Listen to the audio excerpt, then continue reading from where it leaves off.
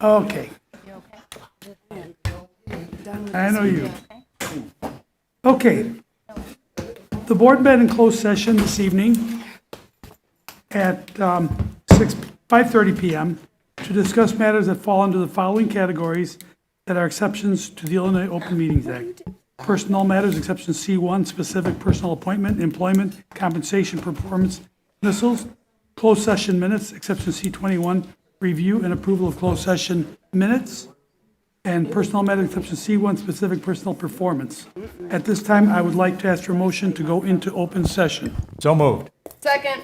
Motion by Mr. Riddle going to open session, second by Ms. Lenzing. Roll call vote, please. Ms. Fabian? Ms. Hannah? Ms. Lenzing? Yes. Mr. McBride? Yes. Ms. Ramirez? Yes. Mr. Riddle? Yes. President Rodriguez? Yes, motion carries. We are now in open session. Dr. Cuevas, would you please do us the honor of leading us in the Pledge of Allegiance?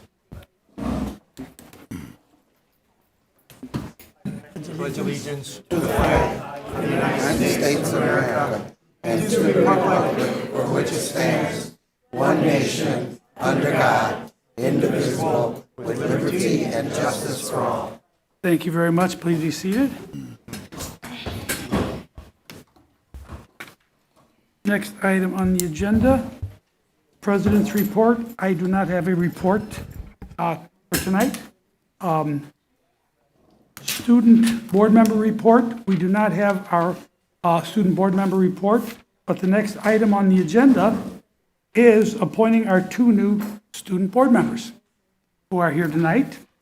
And we were very, very impressed with the caliber of the two individuals that we chose. They were selected, first of all, by their peers, and then went through interviews with the Board of Education, and we were both very, very impressed by both of them, by the just their ability to communicate, their commitment to the school, to the district, to their students, their classmates, and to the community in general. So tonight, we are going to have the oath of office of our two new board members, student board members. Oh, thank you. First things first. Where is that motion? Number 7. I'm jumping the gun here, folks. Okay. Yes.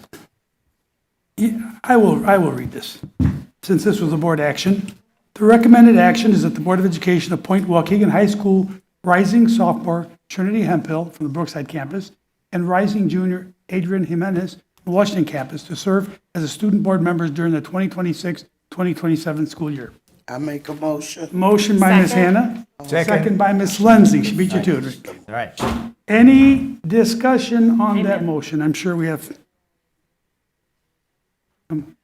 I would just like to sing their praises.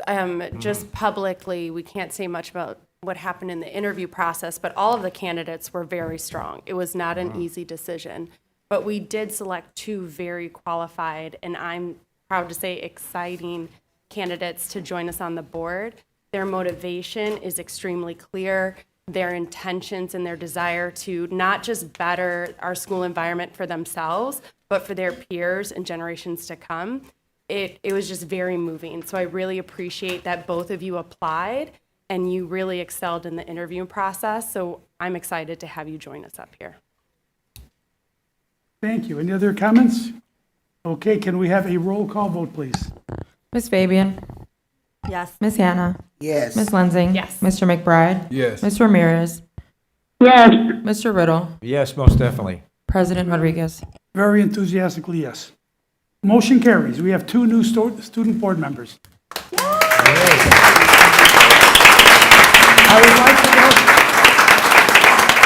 would like to ask them both to come forward so we can administer the oath of office.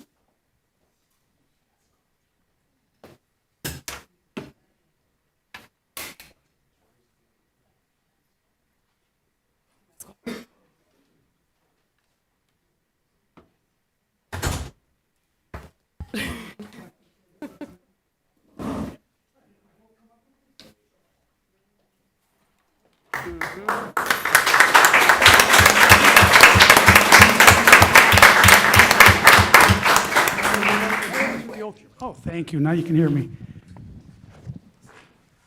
Please repeat after me. I, raise your right hand. Raise your right hand, please. I state your name. Adrian Jimenez, Having been appointed to the position of student board member having been appointed to the position of student board member, You can say it together, okay? Board of Education, Board of Education, Community Unit, School District 60, Community Unit in the city of Waukegan, Illinois, in the city of Waukegan, Illinois, in the county of Lake, in the county of Lake, do solemnly swear do solemnly swear that I will faithfully perform my duties that I will faithfully perform my duties as student board member as student board member and will conduct myself and will conduct myself in a professional manner. in a professional manner. I further swear I further swear that I will uphold my duties that I will uphold my duties as a student board member as a student board member by attending Board of Education meetings by attending student board education meetings and faithfully representing my fellow students and faithfully representing my fellow students to the best of my ability. to the best of my ability.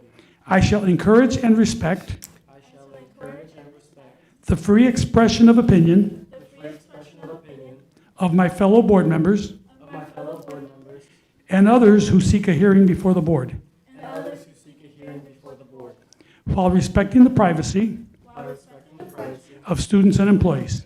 of students and employees. I shall recognize I shall recognize that I am a non-voting member of the board.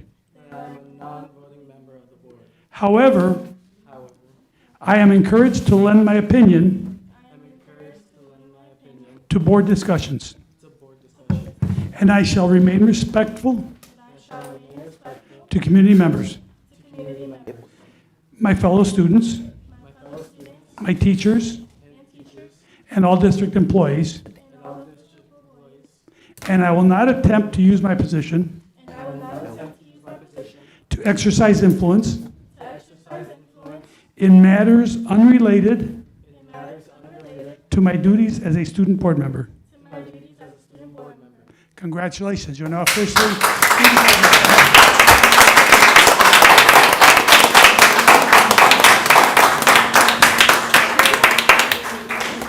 Mr. Rodriguez, should we get a picture with him here?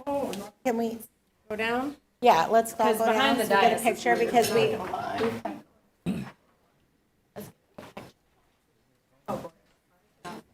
Yeah. It just looks. Okay.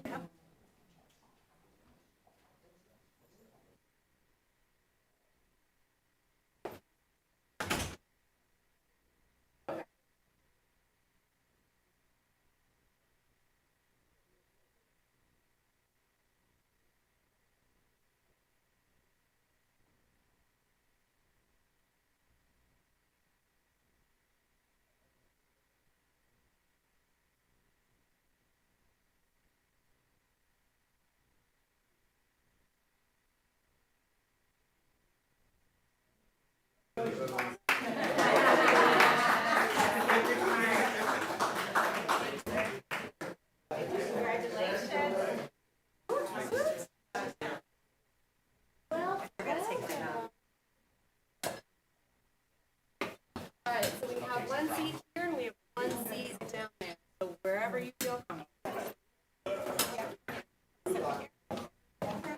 sit it on the opposite side, Mr. Riddle, sitting here, you sit like right. Yes. No, right, this side. I have been informed that there are cupcakes and brownies in the back, and we're going to take a 5-minute break so everybody can get a cupcake or brownie right back there in the corner.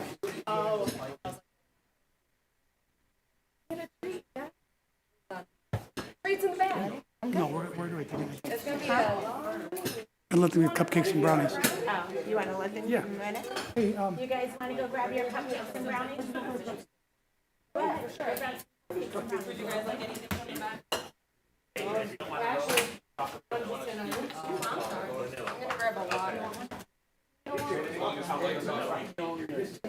Grab it. yours, Kathy? Yeah, I'll grab your water.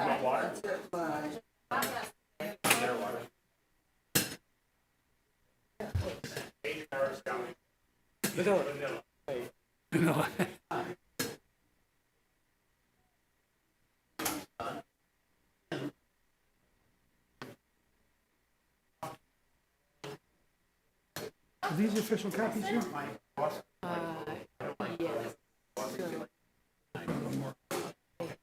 You have to sign.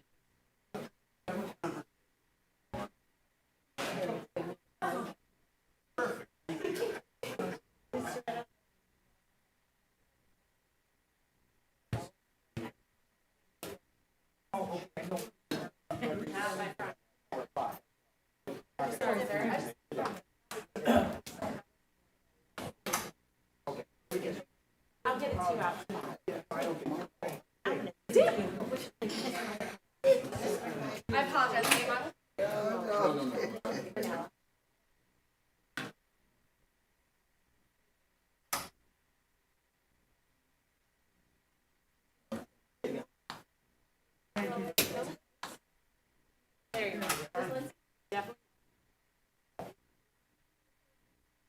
Who's coming?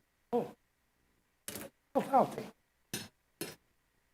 For later. You look like 4th of July. Okay.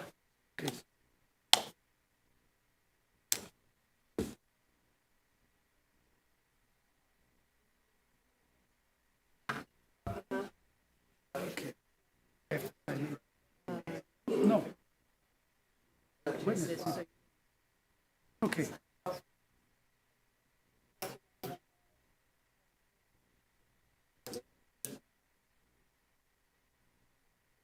Okay, we're gonna get going again.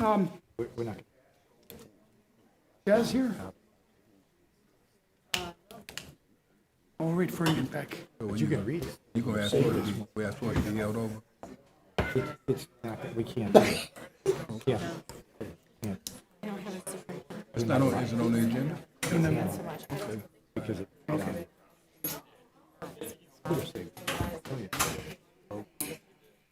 Yeah. Yeah. Originally. I'm gonna probably cross it. Okay, well, oh, I just signed these. All right, before we move on, I'd like to give our new student board members a chance to say a word or two. That was. Trinity, Semple? Hey, Trinity, do you have any introduction to say? Anything you would like to That's say? what- I'm giving you an opportunity.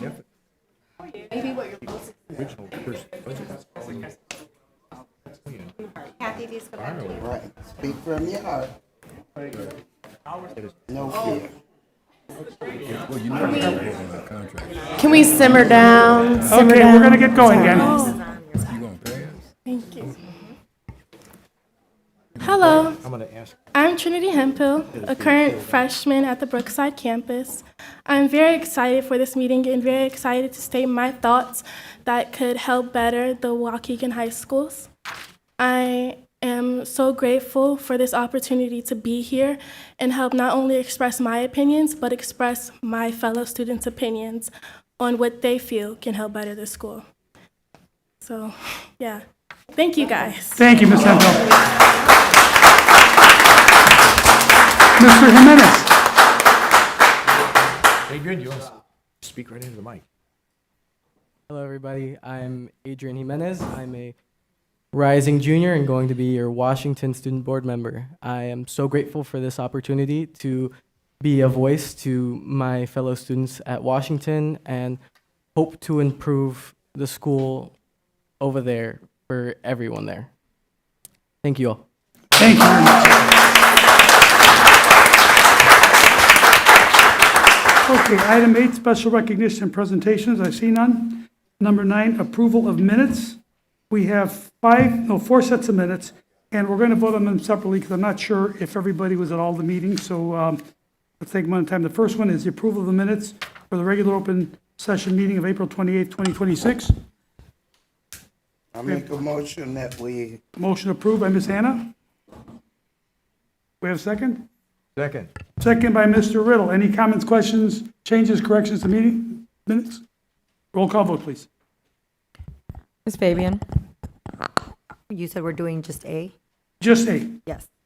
Ms. Hannah? Yes. Ms. Lensing? Yes. Mr. McBride? Yes. Mr. Ramirez? Yes. Mr. Riddle? Yes. President Rodriguez? Yes, motion carries, minutes are approved. Next item is the approval of the minutes for the special open session meeting of April 29th, 2026.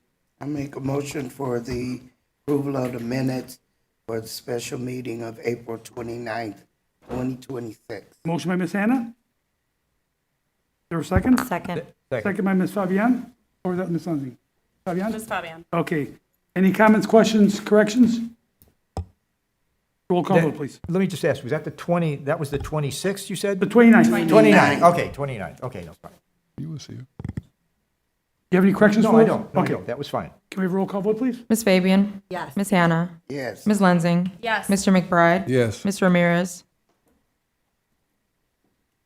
Ms. Ramirez? Yes.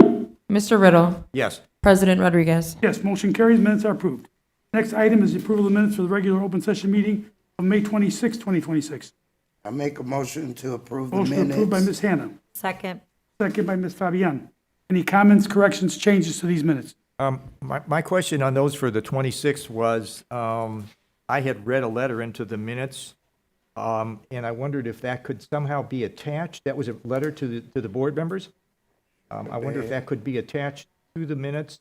Yes, that can. Yes, okay, that would be fine. And I've already asked the secretary if she could do that, and she said yes. Yes, definitely, Okay, definitely. So we are, who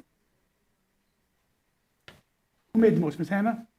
You're amending your motion to include the addition of the letter as requested by Mr. Riddle.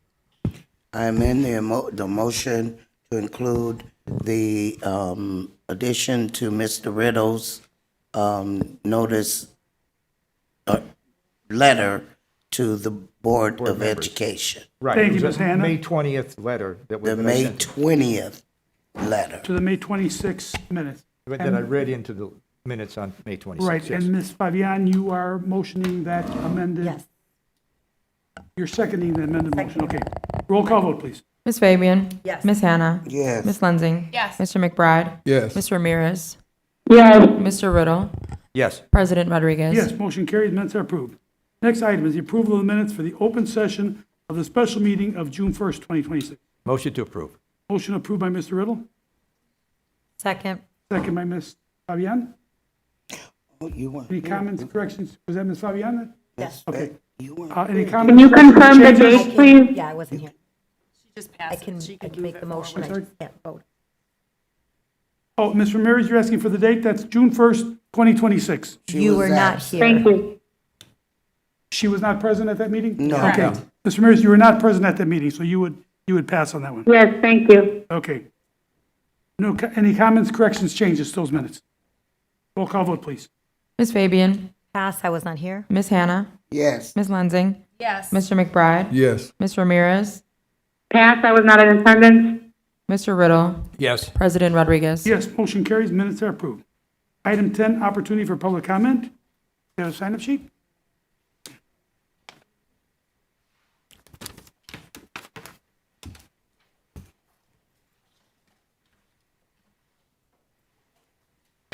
Thank you, Steve. Okay, when I call your name, please come up to the podium. Please state your full name, and you will be given 3 minutes. Are you ready for the timer? There we go. First name on the list is Bridget Dotson.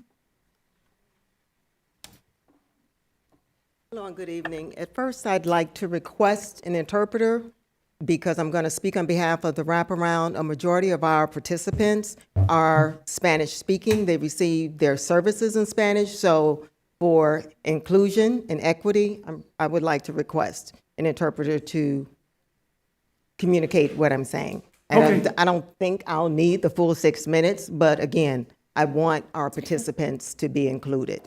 Okay, how shall we do this? If you can come up to the, We have We do, we do, we do. But it's for the live feed for those that may Right. not be on the channel. They don't hear it on the YouTube. Yeah.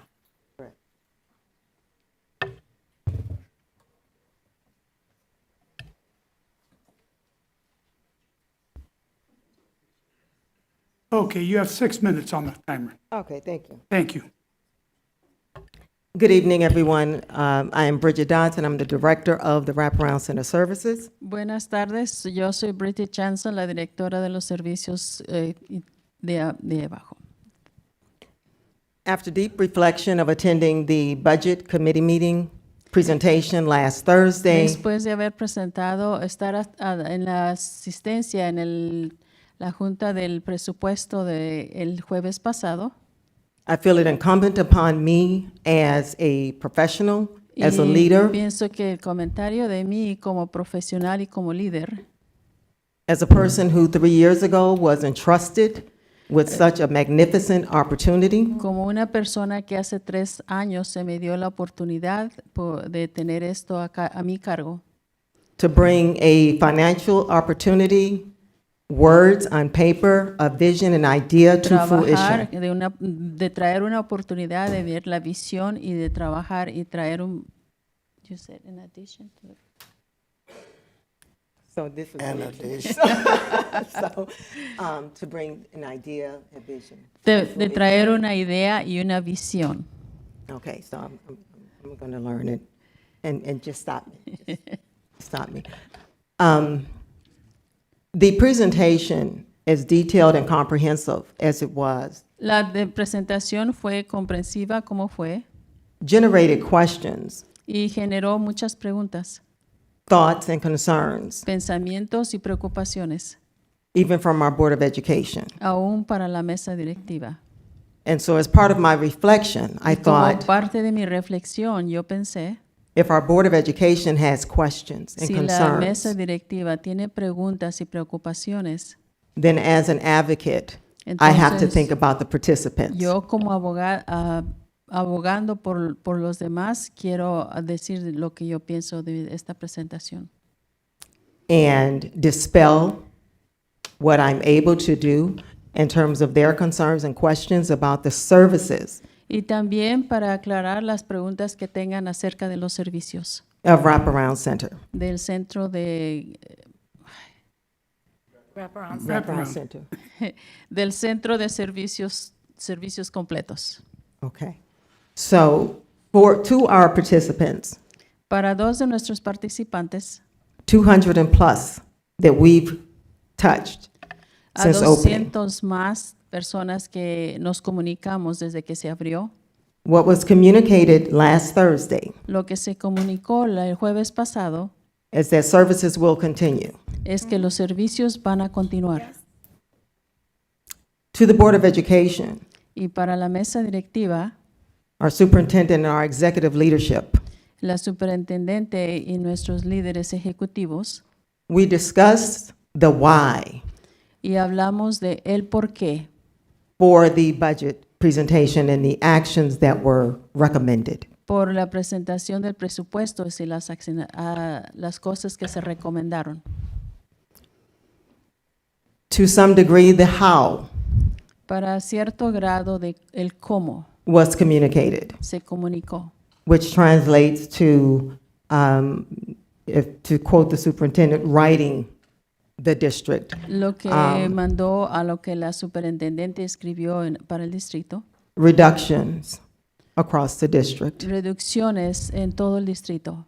And as I observed, Y como And- yo observé listened, y escuché and followed each slide of that very comprehensive, y seguí a cada presentación, cada fotografía, presentación que se hizo, something stood out to me.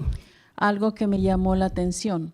The slide particularly for wraparound. Esta imagen del centro de servicios completos.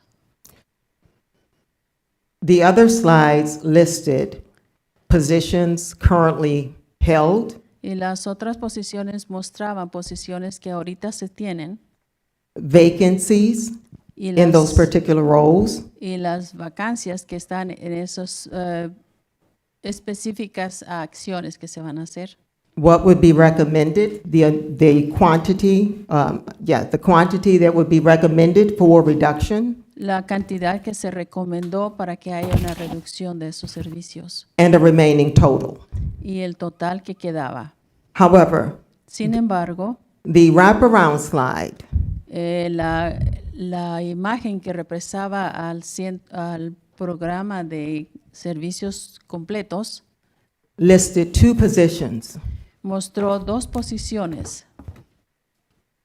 And again, as someone who was trusted, Y de nuevo a alguien que se le ha dado esa confianza and selected or recommended y se seleccionó y se recomendó by our superintendent, como por nuestro superintendente our state legislator, Rita Mayfield, y por la legisladora Rita Mayfield, who personally said that she was happy that I was going to be recommended to the Board of Education, who que personalmente dijo que estaba bien feliz que se me afterwards había approved. recomendado a la mesa directiva para que me aprobara approved my appointment in April of 2023. y aprobó mi posición en abril del 2023. It behooves me to say to you all that Y quiero decirles a there are ustedes 3 positions. que Okay, había 3 sorry, your time is posiciones up. We have to end. 2/3 will be removed, and I just need you to y 2 understand terceras partes that the van a ser compromise quitadas. Y quiero to que the usted quality of anuncie que services la that we are calidad de los providing. servicios que Okay. nosotros I need you to estamos understand that, proveyendo. and it wasn't Por favor, explained in entiendan the eso. document. Y no lo expliqué claramente en este documento. Next. You want to say something? I usually don't respond after public comment, but I do believe it is imperative that I do. That was intentional. I believe when we went through the budget presentation, I said we're still working really hard to get that grant, reaching out to Representative Mayfield. So no decisions have been made yet. As a matter of fact, Director Dotson has sent us that they're looking at sometime in June. I can't remember that. So that is why it was presented in that way, because as of right now, we're very hopeful that we're going to get that grant, right? I did state, though, if we don't get that grant, we may have to have further discussions. But as of right now, the ambiguity around that is because, as I stated, we're looking to receive that grant, and we're pushing really hard to get that grant. So I hear you. I'm hoping that grant comes in any day now, and once it comes in, all right, let's go get it. Thank you. Thank you, Superintendent. Okay, next line, I have 2 names on it, Pastor Julie Contreras and Dali Guzman. Just yourself, welcome. Good evening, board members and superintendent and the residents of Waukegan. My name is Pastor Julie Contreras, and I represent United Giving Hope. On June the 15th, 2012, I witnessed the announcement of DACA at the White House. While many applauded, I remained seated inside of the White House. When asked why, I explained that DACA was not only a temporary fix, it was a Band-Aid on a much deeper problem. While DACA provides reliefs and opportunities for many young people, it does not address the reality facing millions of mixed-status families who continue to live with fear, uncertainty, and the threat of separation. The program offers protection for some, but leaves many parents, grandparents, and other loved ones without a pathway to security. For those currently protected under DACA, it is important to renew on time, ideally 5 months before expiration, to avoid gaps in work authorizations and protection. The Waukegan Public School District has protocols and procedures that must be followed under the rule of law, especially under this administration. Decisions regarding employees with government-issued work permits does not affect just one individual. They impact hundreds of employees and their families who work within our district under federally authorized employment documents. The district has a responsibility to administer these matters consistently, lawfully, fairly, and for everyone.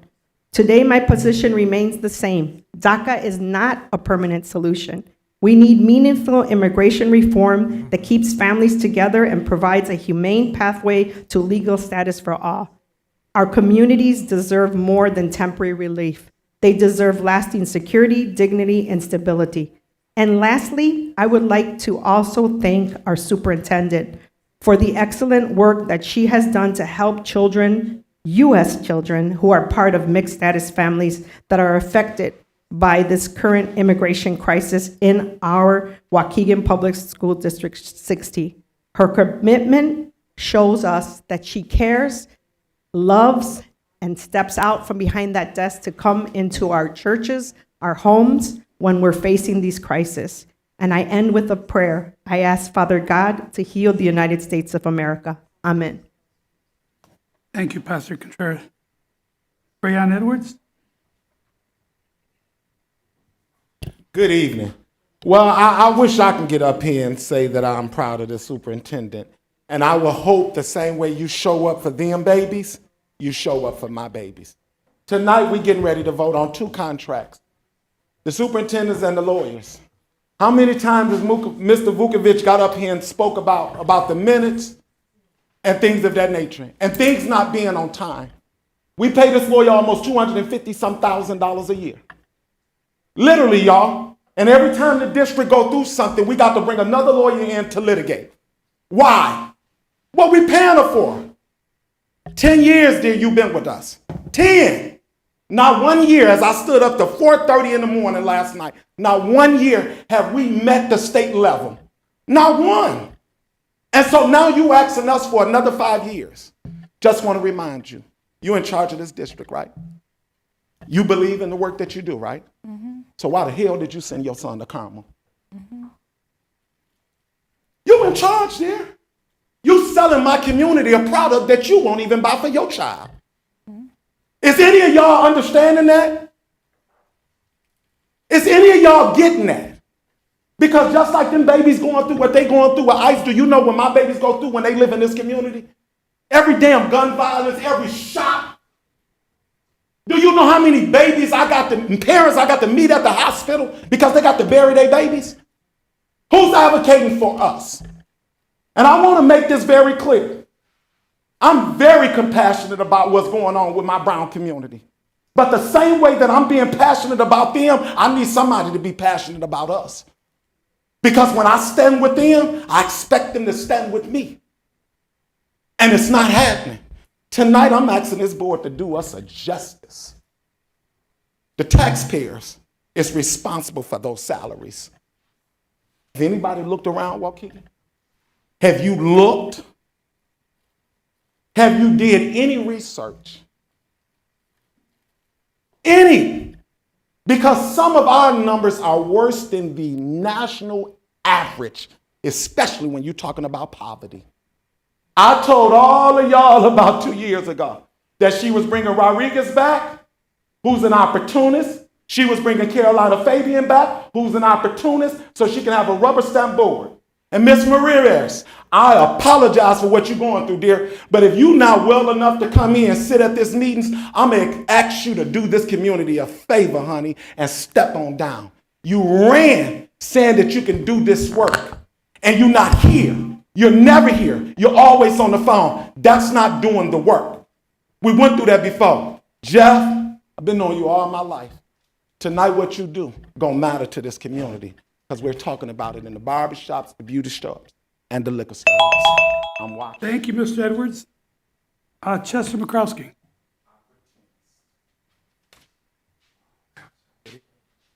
Hello, Chicago Board. You from Chicago, right? You came in with the superintendent. For the last 9 years, you said yes, anything the superintendent wanted. They spend millions of dollars going all over the world, but what do they do for the children? Are the children improving in the last 9 years? Could anybody say, yes, they have improved in reading and writing and arithmetic? I don't think so.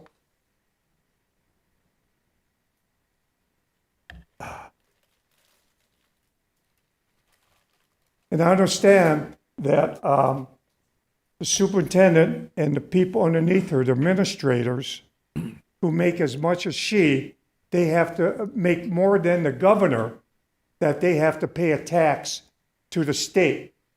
And who pays the tax on the state? We do. That's it. Thank you, Mr. Mikrowski. Randy Sabecki.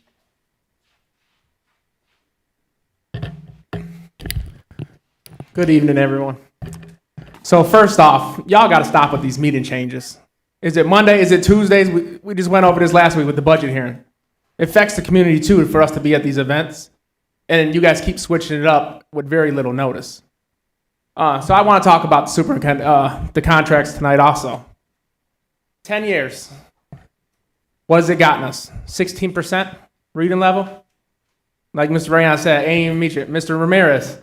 Mr. Rodriguez, you ran and wanted to be back on the board because you were disgusted by the reading levels. Well, let me remind you, superintendent that y'all brought in, they've been the same ever since under this leadership. About the budgets, let's talk about that. But the budgets, every department's been asked to cut. What about the top administrations? You know, it's pretty sad that we're hoping for the wraparound center thing. It's always hopeful, but you don't always get it. So what's the plan B if you don't get it? Community should know that. Remember, the whole purpose of this building was for the wraparound services. So if we're not going to continue with wraparound services or don't have a plan, and that ends up getting eliminated, are we going to sell this building and get all the money back, bring you guys back to Lincoln Center since we're still running two different buildings? But the purpose of Lincoln Center was to get everybody out of that building to bring our students back in our district. It needs to change. It's been 10 years, and it's been the same old, same old. 10 years. Part of the superintendent, when she was hired, she was going to have her doctorate degree within a year. 10 years. Where is it? Still don't have it, but we want to give her another 5 years? And how many people this board is going to vote tonight for the community? This district loves to do surveys. Why don't we put a survey out to the community, to the parents, to the teachers, to the staff, if they think the superintendent and that deserves a contract extension? That's who you guys are here to represent. Are we going to vote on it for personal friendship, or are we going to vote on it for the community, what you guys were elected to do? That's the fair question. She's been here 10 years, and we want to give her another half of what she's already been here, and there's been no improvement. Top administration heavy. And I encouraged all you guys before to go back and when Mr. Ewan interviewed her during her first year, what she said, everything is completely the opposite of what she said that day. Everything. We're going to share secretaries. We're not going to do this. We're going to do this. We're more administrative top heavy than we ever were, but we're going to cut $11 million from the budget, people's positions from this district, and that to save money. Vukovic said it perfectly the other day. We don't have a money problem. We have a spending problem. That's the issue. And it's the board that keeps voting and approving all this spending. Like I said, I sat up here, we spent over $500,000 just on Giamano's Pizza in the last 4 years. Thank you, Mr. Zebecki. Next item is the consent agenda and academics. Consent agenda is an agenda of items that the board will be voting on, and all of these items have been presented to the board at previous meetings, and the board has had a chance to discuss these, ask questions, and get the information that they need to make a decision. And we are including these all as one item for the sake of not having to spend time individually on each one. We'll vote them all together unless any of the board members request that any of them be separated out for a separate vote. Do we have any requests? Okay, we're going to present the consent agenda. And what this is, A, Learning Partners for 2026-27, B, the renewal of the Gaggle contract, C, the Aruba Central Wi-Fi migration, D, renewal of Infinite Campus Student Information System, E, renewal of Cordance apparel licenses, F, renewal for Everyday Contract LLC subscriptions for Unique Learning Systems, Symbol Sticks, and News to You, G, attendance at the Closing the Gap Assistive Tech Conference, H, attendance at the American Speech Language Hearing Association, ASHA Conference, I, approval of the contract for the bilingual speech language evaluator, J, renewal of cybersecurity services, and renewal of the copier lease agreement and services. We have a motion to approve. So moved. Motion by Ms. Fabian to approve the consent agenda. Second. Second by Mr. Riddle. Any discussion on that motion? Speak into your microphone, please. I'm just looking, No, go ahead. Those are okay. Okay, any other? We have a roll call vote. Well, Ms. I guess Fabian? I do have Mr. Riddle. I do have a comment. I know I questioned this when we talked about the copier, 5-year lease. A gentleman from the copier place was here. We're happy with the information technology services that we get from the vendor, Proven IT. It is a large contract, though. It's almost $2 million. And I asked at the time, is this, it's something we absolutely need, and I know we're going to have to make some tough decisions in the months ahead, but it sounded like this is something that needs to be done. It provides services to our children. Some of the technology is online, and they have to have paper copies of some of the things they're doing. So I'm going to vote, in favor of this consent agenda, which includes this very heavy expense for copy or lease agreement. Thank you, Mr. Riddle. Yeah, I got a Ms. question. Hannah. Are all of these items, have they been budgeted? Are they in the budget? Are they in the budget? The budget that we're going to approve for next year. If we can FY scroll through 27. each of them, there is the budgeted component, so we can do a quick visual confirmation. Yeah. Thank you.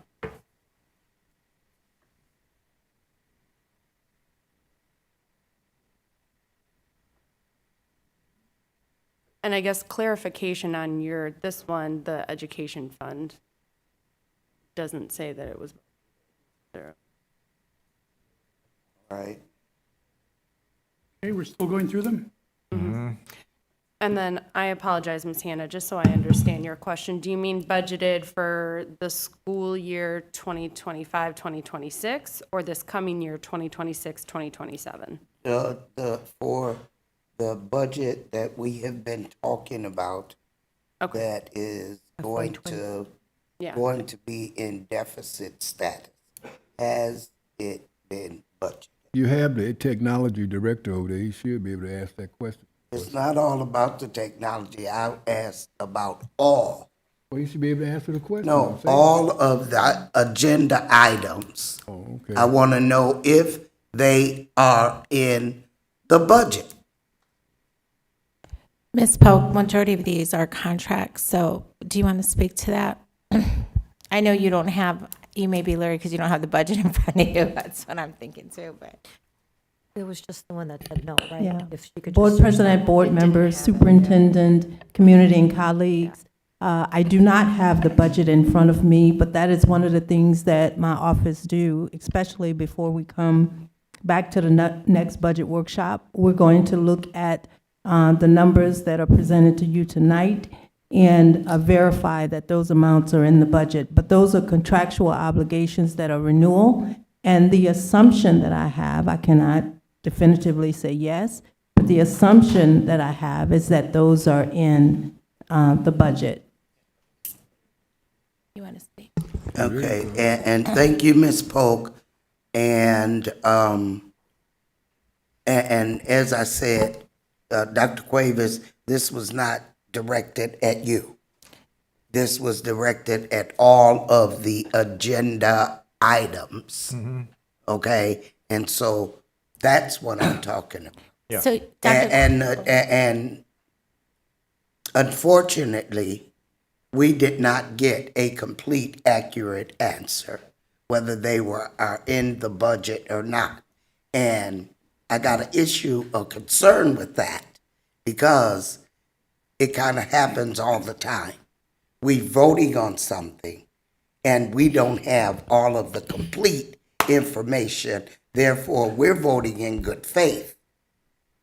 But if we're not given all of the complete and accurate information, there is a hindrance on the Board of Education's ability to represent correctly.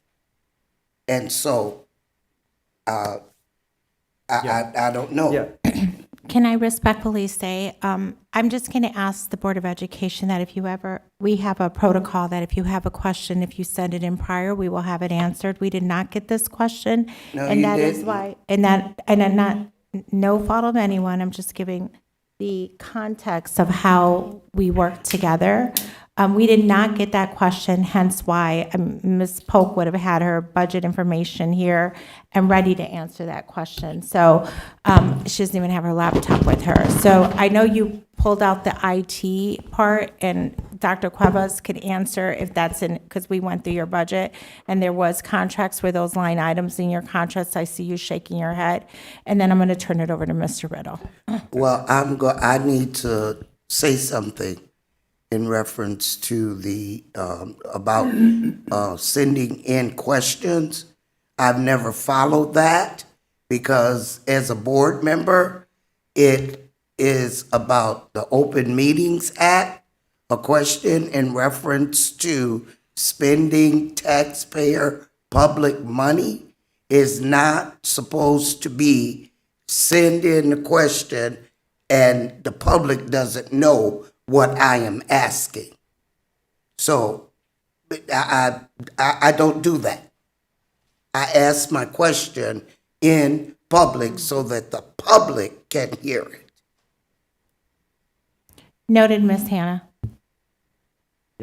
Yeah, I guess, Ms. Hannah, my concern is the same as yours, and you know, at the last two budget meetings that we've had, I've become very concerned about, you know, deficit spending and borrowing from, as you know, we've talked about this, borrowing down from our savings, and I heard it mentioned in one of the public comments the other day, is we have to be very wary of signing contracts that go multiple lease like this for, this one is going out 5 years. And I know I questioned that with Dr. Cuevas on this particular item, and he assured me that we're getting a very good deal with these leases. We've had very good service with them, and I said, how about using, I remember asking him the question about color copiers, and as it was explained to me that, yes, we could save money if we went black and white, but our children, some of the special needs kids as well, especially need color. And so he explained that that was a necessary thing, but again, after our most recent budget meeting, and we heard the comment, the public comment, should we continue to go out? We lock ourselves into some of these contracts by doing them multiple years. Absolutely. And that is a concern I still have, and I'm sure that the district has looked at this, and the superintendent has assured us they've been looking at contracts and will continue to look at contracts, but it does make us nervous when we sign something now and approve it that's going out for 5 years. Right. If I may, that was the same question I had when I Yes. previewed it, that it was 5 years. And so then he and I, and Dr. Cuevas is here, so we can talk about the conversation, but it was a significant cost savings to do it over the course of 5 years. I know that was a request of the board to go single year contracts. With this one, I was concerned about the amount, considering recent conversations. But given the fact that there's such a significant savings year over year, it felt like it was the right decision to move forward with going with the 5 year. And that's reassuring, you know, to the board. And I guess we just need to remind of that we save money by doing some of these multi-year One contracts. conversation at a time, please. And we're going to need copiers regardless. I mean, copiers are something that we have to have. They are. And again, just to reiterate, we moved to our partnership with Proven because it saved off the bat, I believe it was 5 years ago was the initial. And so we saved millions of dollars. I remember when you did that. From yes. that first, from our previous contract. Yes. The way this is set up, the way the service works and everything else. And then again, I did pose the same question you did. I said, can we make this a 1 year or a 2 year? What would be the difference in cost savings? And he did. He said, you know, he didn't push back. He said, I'll go back and I'll look at it. It's a significant savings. And so I used my discretion to bring it to the board for the 5 year because of the amount of to save year over year. Because to your point, we're going to need it year over year. My only question on that, though, is we're going to need the copiers, but will we need the same number? Because our population in the last 10 years, our student enrollment has gone down 20%. That's over 3,000 children. It's an, and yeah, I think it's an excellent point. And I think in the last presentation, just to reiterate the point, the way that it works is that we're allotted a certain amount, and if we go above that, then we can purchase more. So it is flexible to our usage, and that was another concern. And I believe someone on the board asked that question in the last meeting as well. But you know, the representative is here. Dr. Cuevas knows the contract he's here. backwards and forwards. Right. He can speak to that element as well, if you want to speak further on that. But it is, we purchase a certain amount, and if we look at the usage patterns, I think that's something that Dr. Cuevas does a wonderful job. He's always monitoring the data to look at the usage. What's going on? Why is it look like this? And it's not just with this contract, it's with other things that we're doing, with other software pieces as well. Okay. Thank you. Thank you. Ms. Lindsay. Okay, so first off the bat, just tied to this very specific item, 11K. The last thing we want are our teachers coming and saying they can't print things for their classroom. Having been a teacher, having been in staff rooms where the printer is broken, they can't get what they need for their class, having been a student teacher in that position, that's a nightmare, and that's not something I want on our staff, right? I do appreciate if we have received great service with a company and they have been meeting all of our demands, continuing that service for an extended period of time, for, in my opinion, a basic necessity in a school district, for with a company that is reliable and that is going to give us our needs at a reduced cost. That, to me, this piece is a no-brainer. I think the intent of the question, and I know we kind of veered away from the intent, was just verifying that all of these items under 11 were budgeted. This very clearly says, yes, it was. I understand there were some questions that came up because it was just like, oh, wait, let's just make sure and refresh, because $2 million can be a sticker shock in some instances. I think the outstanding question is, when I was looking as we were going through and scrolling, all of them but one said budgeted yes. I think it was item G that did not have that on there. Can we click onto item G really quick? And I know this is, this one, so maybe it was H. My apologies. No, there it is. F. So this is the one that didn't have, was it budgeted? It just has the budget source.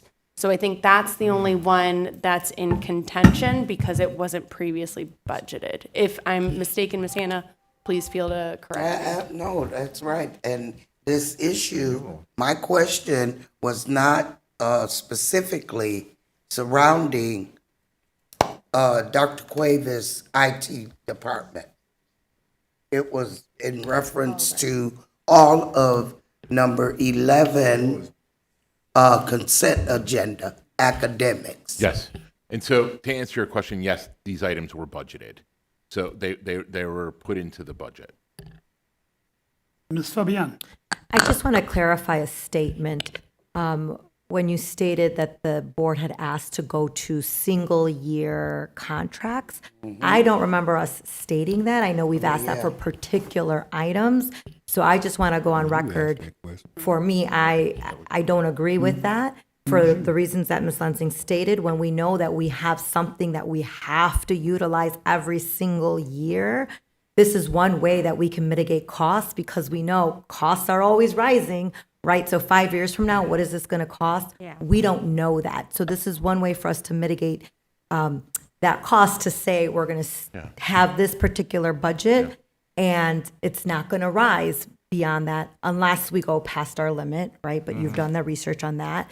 And so having those multi-year contracts is a significant cost savings, but it's also very helpful, I know, to Ms. Polk to not have to guesstimate what future projections will be when we have a finite, definitive, this is what it will be. So I just want to make it clear that that is not my personal ask.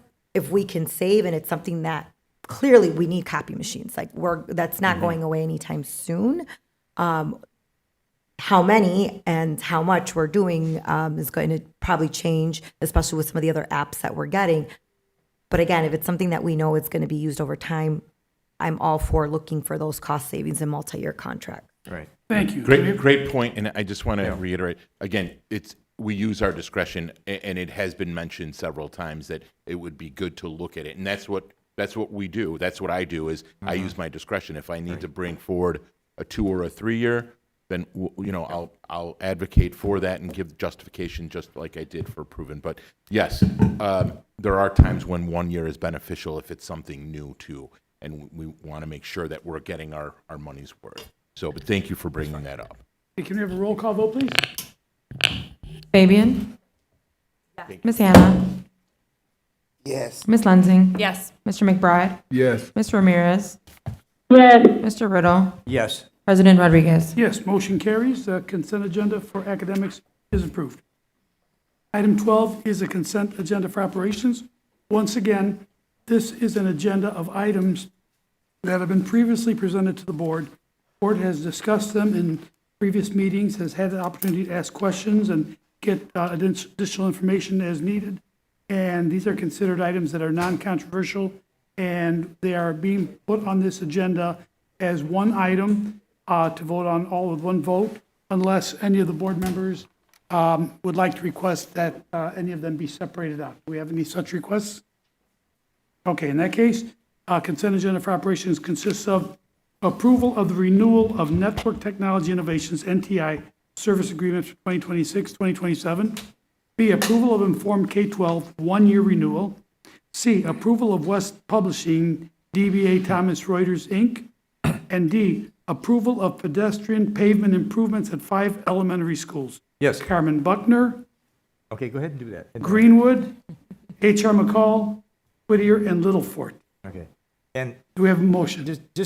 I'll make. Well, We have discussions to after move and motion. discuss. So I move that we approve. I second. Motion by Ms. Lensing to approve, second by Ms. Fabian. Okay. Any discussion on the motion, Mr. The Riddle? only discussion I had was, again, this item D is a big item, and I know we've talked about it for quite a while, and it's needed, but it is a huge item. And, I think at this point, we could not reconsider it, to save money for this coming year's budget. It's got to get done during the summer. So I'm going to approve this again, but it does concern me whether we consider it's really necessary, but I think it is because we've talked about the safety of our staff and our children, and it is a necessary item. So we've made that decision, so I'll support it as a board member.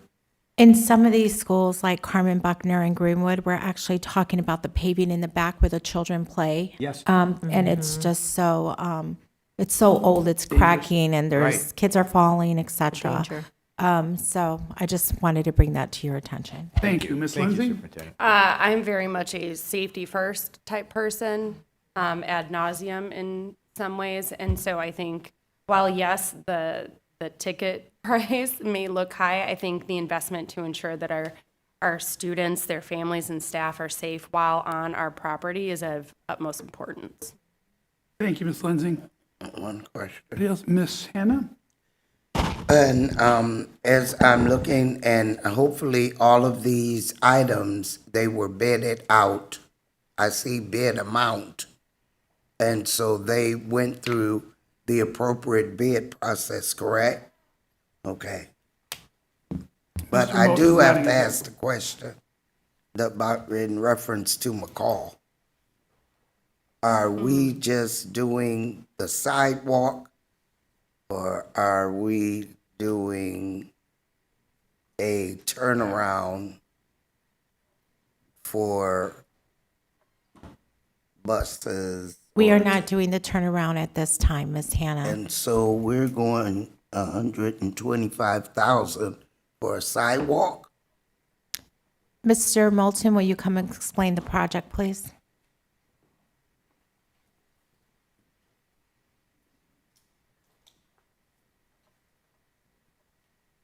Thank you. Good evening, members of the board, superintendent, staff, and community. So this scope of work at McCall only includes the paved walking areas behind the school that lead to the entry points to the neighborhood as well as to the playground area. I know, Not a bus turnaround. I know. I'm aware. I don't agree, but I'm aware. Thank They you. need a turnaround for student safety. Have we costed that? Apologies. So we try to maximize that benefit, and we're looking at these schools because it is it could be dangerous for kids to be out there, especially like at Greenwood. I walked back there, it's just almost rubble now. Yeah. Anybody else? Roll call vote, please. Ms. Fabian? Yes. Ms. Hannah? Yes. Ms. Lensing? Yes. Mr. McBride? Yes. Ms. Ramirez? Yes. Mr. Riddle? Yes. President Rodriguez? Yes, motion carries. The consent agenda for operations is approved. Item 13, purchase and contract. Superintendent, I'll turn this back over to you. It is the recommendation of the administration that the Board of Education authorize the superintendent or her designee to approve the renewal contract with Paragon Development Systems for Aruba switching and ClearPass licensing in the amount of $69,954.36. Motion to approve. Motion approved by Mr. Riddle. Second. Second by Ms. Hanny. Any discussion on the motion? Roll call vote, please. Ms. Fabian? Yes. Ms. Hannah? Yes. Ms. Lensing? Yes. Mr. McBride? Yes. Ms. Ramirez? Yes. Mr. Riddle? Yes. President Rodriguez? Yes, motion carries. Item 13B. It is the recommendation that the Board of Education accept the administration's recommendations to approve the appointments, retirements, terminations, leave of absence. We missed B. Apologies, 13B. We took them separately. Oh, I apologize. So yes. it's here, this, okay. 13B, yeah. Okay, I apologize for my mistake. Let me correct the record, please.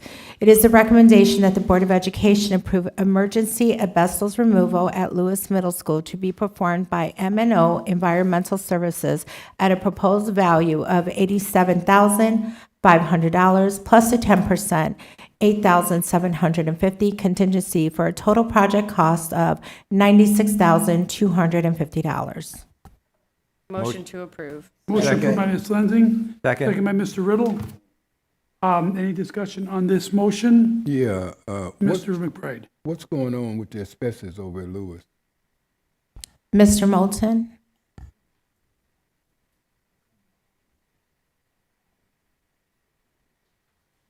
And where is it at, the asbestos? Yeah, so the asbestos is in the restrooms, restroom ceilings, in the main lobby area, the men's and women's. There's also some asbestos in the locker room area, but this specific item is for the restrooms. Ms. Lensing? So do we anticipate that there may be another one coming for the locker room? Because this, like, essentially during renovation, to me, it seems like, oh, we got into it, and then for whatever real reason, Yeah. asbestos was released. So that is a good question. So there is there is some asbestos containing material in the locker room. However, it's encapsulated and it was previously identified before the project started. Okay. Because it was visible as opposed to these locations, which was not visible before they started the work. Okay, so my question, and maybe ask, and I'm not a contractor by any means, I leave that to the husband at home. When we go into repairs for our schools, we have old buildings. So in my mind, we should be taking proper protocols, approaching as if there are potentially instances of asbestos in our buildings. Is that not the approach that we're taking? It is, however, in this case, again, we identified some, not all, Okay. prior to the work happening. So this is an opportunity for the team to reevaluate some of those processes. Okay. However, we do want to make sure that we are able to take action on this item so the construction work can continue, so that the restroom areas can be open for the start of school. That's Yeah. still the goal. 100%. The reason I asked my question, and I should have led with this, is safety, right? Because when our workers or contractors are going into those spaces, they're exposed to asbestos. That to me is a huge safety concern. So that being priority number one, I just want to make sure everyone is mindful of that. Absolutely. Thank you. I would certainly hope that if they're messing with asbestos, they have the certification. And so For the that the workers, you know, Ms. Lindsay, Yeah. they have to be trained to mess with that asbestos. Yeah, but what I'm understanding, and maybe I'm off base, is that this was not it wasn't known that it was there and it was located or found, whereas the locker room was contained, previously identified, we know what's in there. Whereas this one is like, oh, looks like we got asbestos on our hands. Yeah. Yeah, so the removal. So the main the contractor, removal, not the yeah. I removal get of. it. I Yep. get it. Okay, cool.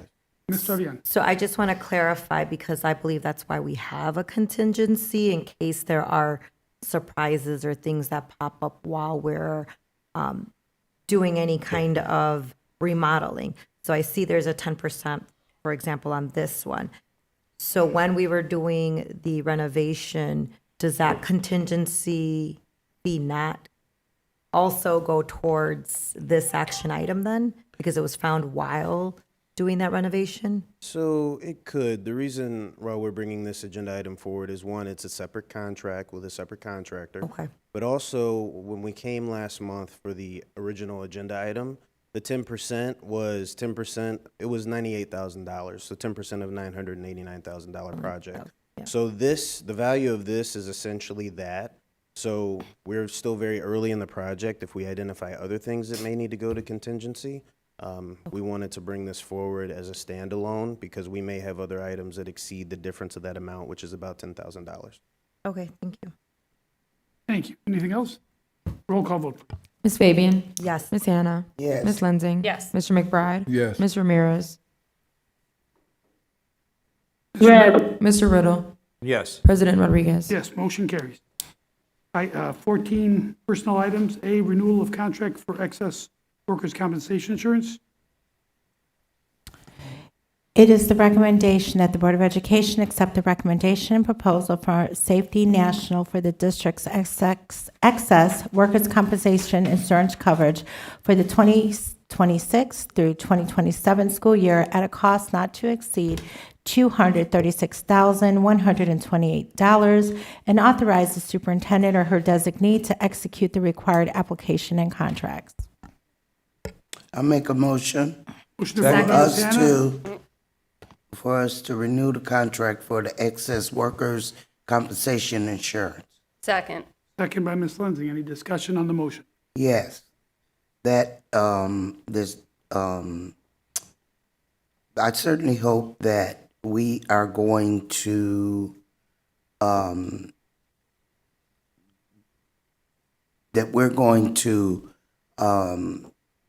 bring down our workman's compensation claims. And of course, everyone knows that workman's compensation comes with getting injured on the job. And our risk management that we used to have, okay, and hopefully we can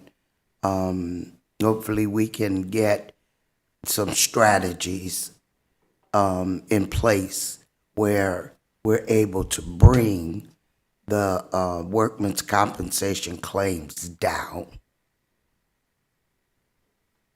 Thank you, Ms. Hannah. Roll call vote, please. Ms. Fabian? Yes. Ms. Hannah? Yes. Ms. Lensing? Yes. Mr. McBride? Yes. Ms. Ramirez? Yes. Mr. Riddle? Yes. President Rodriguez? Yes, motion carries. Item 14B, personnel items, 62226. It is the recommendation that the Board of Education accept the administration's recommendations to approve the appointments, retirements, termination, leave of absence, and accept resignations as found on schedules L949, F1002, G660, N801, and T317. Motion to approve. Motion approved by Ms. Riddle. Second. Second by Ms. Hannah. Any discussion on the motion? Ms. Lensing. I just want to say that when becoming a board member, one of the joys that I've had is interacting with way more of our district staff and personnel from this position. Many I know as teachers personally. But I just want to extend my good wishes to Miss Graves, who is going on to other opportunities. I think she has done a great job in the outreach department, and I am extremely sad that you are leaving us. I really enjoyed all of the advocacy you had for our students. I wish nothing but the best for you, but I'm also really sad that you're leaving. Ms. Hannah? With the personnel items, and I have been watching this closely, that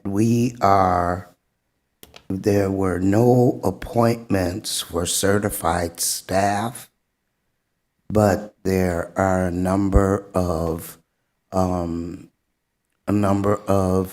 resignations, retirees, everyone leaving out of the district. But I am not seeing certified staff or teachers coming, on the agenda for hire, and that concerns me. Thank you, Ms. Hannah. Any further comments?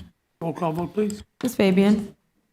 Yes. Ms. Hannah? Yes. Ms. Lensing? Yes. Mr. McBride? Yes. Mr. Ramirez? Yes. Mr. Riddle? Yes. President Rodriguez? Yes, motion carries. Next item. We have an 14. appointment. We do have an, We have a Yes. okay. Yeah. Can you give me 1 minute, please?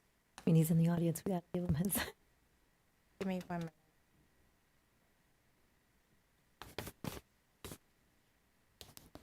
At this time, I'd like to introduce Ms. Stephen Bone, who previously served as the assistant principal at Clearview Elementary. He will now serve as the principal at Lyon Magnet Elementary with a starting salary of $89,800. Congratulations.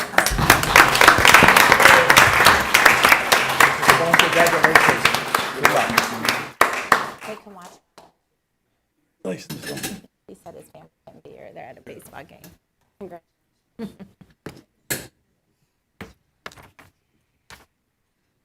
That's it? Okay. Oh, no. We got one more. I'm sorry. One more. Let's, at this time, I'd like to introduce Mr. Michael Field, who previously served as the interim principal at Jack Benny. He will now serve as the principal at Jack Benny with a starting salary of $105,852.08. Congratulations, Dr. Field.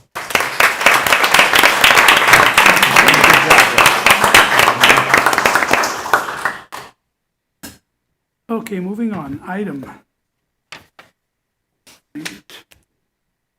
14C, Superintendent's Contract. It is recommended that the Board of Education approve Amendment Number 19, the Superintendent's Performance-Based Contract, and authorize the Board President to execute the amendment. The proposed amendment finds the Superintendent met her performance expectations as satisfactory or better for FY26 and across the FY22-26 school terms. It also extends the superintendent's contract by 4 years until June 30th, 2031, increases the employer's annual deferred compensation contribution by $2,000 to $27,000, and if and only if notice of retirement is received by October 15, 2029, increases the percentage of her then annual base salary by 2% for FY30 and 31 only, and provides single coverage post-retirement health benefits until the superintendent reaches Medicare eligibility. Any additional extension or modification in terms of her contract are reserved for the then sitting board to determine. Fiscal impact of this amendment is $2,000 in benefits annually for the life of the contract, and any subsequent increases that arise if the conditional terms are triggered. We have a motion. So moved. Motion by Ms. Fabian, Second. second by Mr. McBride. Any discussion on the motion? Yes. Ms. Hannah. There seems to be some confusion about my support of the superintendent. So let me clarify some things for people that need clarification.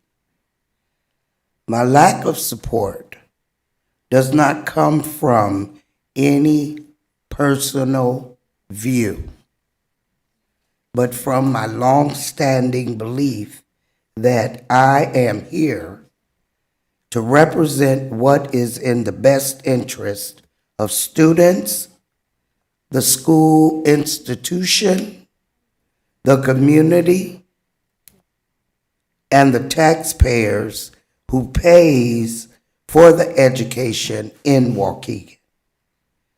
I am and have always been focused on the performance of the school district, as it says in the oath that we all take upon accepting our positions as board members. There are, and it still exists, many concerning issues in our school district that has been neglected by the administration and the board.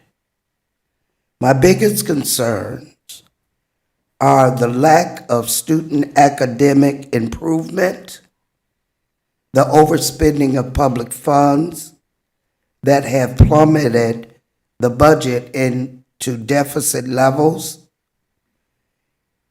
It also includes the district climate and culture that is not positive, the large turnover of staff and teachers, regardless of if they are retirees, resignations, and the low-level staff being terminated. I have performed my duties as a public servant with integrity and honesty. There may be individuals who have poured salt on my name because I am not a yes person. When the public voted me in, they trusted me not to be a yes person and stand in solidarity with and for the superintendent, but to stand for what is right. Therefore, I have worked with 5 superintendents and have the knowledge of what comprises a superintendent. I have spoken with the superintendent and have expressed my concerns and that I cannot support her extension. It's no surprise, as I have been doing for after the first year of her contract. Thank you. Thank you, Ms. Anna. Ms. Lindsay? This evening, there's an important decision to be made that impacts so much. I am a proponent of accountability, and that includes holding myself accountable. Each decision we make impacts our students now and generations to come. Each decision made is felt by the staff of this district. Each attempt for success is felt by this community. I have raised several concerns regarding this contract. Contract. Understand, I truly harbor no ill will toward Ms. Placencia. I have had several vocal criticisms on that side of the dais.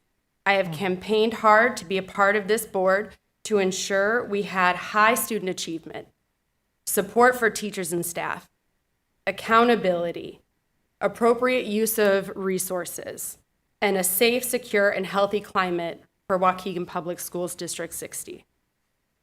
Once elected and I crossed over to this side, it's my duty to be collaborative to ensure success. I feel I have done just that. I have also been fair in my criticisms and my critiques. To be honest, I have seen more onus from her compared to the years where I was not on the board. However, the results that this district needs have not come at a pace that I deem fast enough. I have not seen aspirations to shoot for the stars. I have seen tremendous support from our superintendent when we had ICE terrorizing our streets. However, that is insufficient when I look at this contract. The asks that I advocated for did not materialize in this contract. Given our financial situation, we simply cannot afford and should not move forward with the contract as written. Therefore, my vote will be a firm no. Thank you, Ms. Lensing. Mr. Riddle. Yeah. Well, you can see that the board there's several members of our board who are very concerned about the extension of this contract with the continued cost to our district. And I have supported this superintendent, and I believe she's done a good job. No one is perfect, and I will continue to support the work of our superintendent. However, I cannot support some of the parts of this contract because I feel that we are in a very difficult financial situation. And as a leader, a superintendent has two duties. One, to see that our education is the best it can be for our students, and the second one is to balance our budget. And we have not been, I don't feel, alerted to the dangers ahead properly. There's going to be some very difficult decisions that this board will have to make in order to balance our budget because we have been eating into our reserves, our cash reserves. We can't continue to do that. And so I am not going to support this resolution or this amendment to the superintendent's contract because I'm very concerned and worried about how we are going to tackle our financial situation. And I don't feel we have enough action, that we've come too lately to deal with this situation. We should have dealt with it as it progressed. As we lost students and as we knew what ESSER funds were leaving. And yes, that is a team, that is the board's responsibility as well, and we share that. But the superintendent as the leader needed to alert us to the dangers that lied ahead. We have spent down in the past few years, last year, almost $40 million in cash reserves. The year before, almost $50 million. And it was proposed to us in our first board meeting that we would spend another almost $40 million. And the board said, we can't do that. We won't have anything left. So because of all that, I cannot support continuing the contract at the level of financial reimbursement that we are going to provide under the auspices contract. Anybody else? Well, you all heard it, that the superintendent's evaluation was fair. So she met those expectations. You also heard say they want to still keep the superintendent under certain circumstances. Of course. I heard that loud and clear. So I myself, again, I'm supporting the superintendent's contract. And as I speak, I heard the rest of the board, with the exception of a couple, say that they wanted to keep her too. It was just some issues in reference to her, maybe the 2% or 4% that she's getting. That's the only issue. But I also want to say that we're talking about spending. The superintendents do not control the spending. The board has to approve curricula, anything that comes before that podium over there, from operations to curricula to transportation, whatever you want, whatever we have on our agenda, the board's approved it. So as I speak, so let the board take some accountability as well. Thank you. Anybody else? Ms. Fabian. I just want to add that throughout this process, I want to thank our fellow board members because they have been very collaborative. And I feel like the process was it ran very smoothly. We had great dialogue. Even though we don't all land on the same vote, I think everybody has been very respectful and collaborative. So I just want to thank the board members for voicing their concerns. I am going to vote yes, not because I am a rubber stamper, because I believe in the sustainability of our district, and I would like to see succession planning, and I see the changes.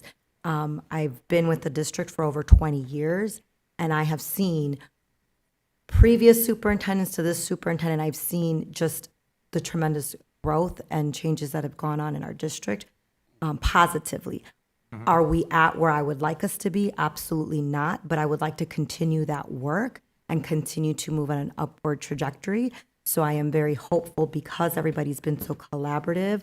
that we can continue working together to really reach our goals.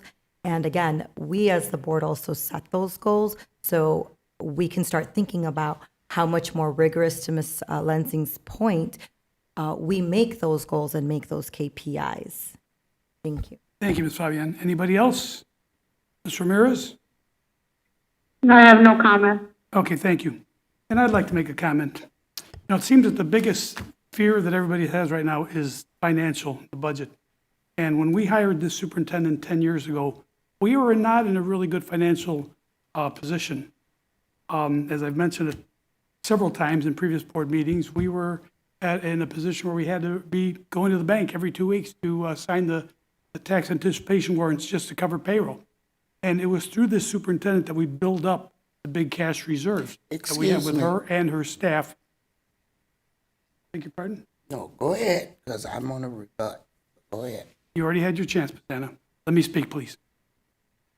And so, as we are going through this situation that we've had because of federal funding uncertainties and state funding uncertainties and the decreasing of our student population, we have gotten to a point where we are going to have to make some difficult decisions, which we're already starting to do. We're going to have to downsize. We're going to have to right-size, as the superintendent says. And this is a process that's already taking place. We're not in a severely precarious financial position yet. We still have cash reserves.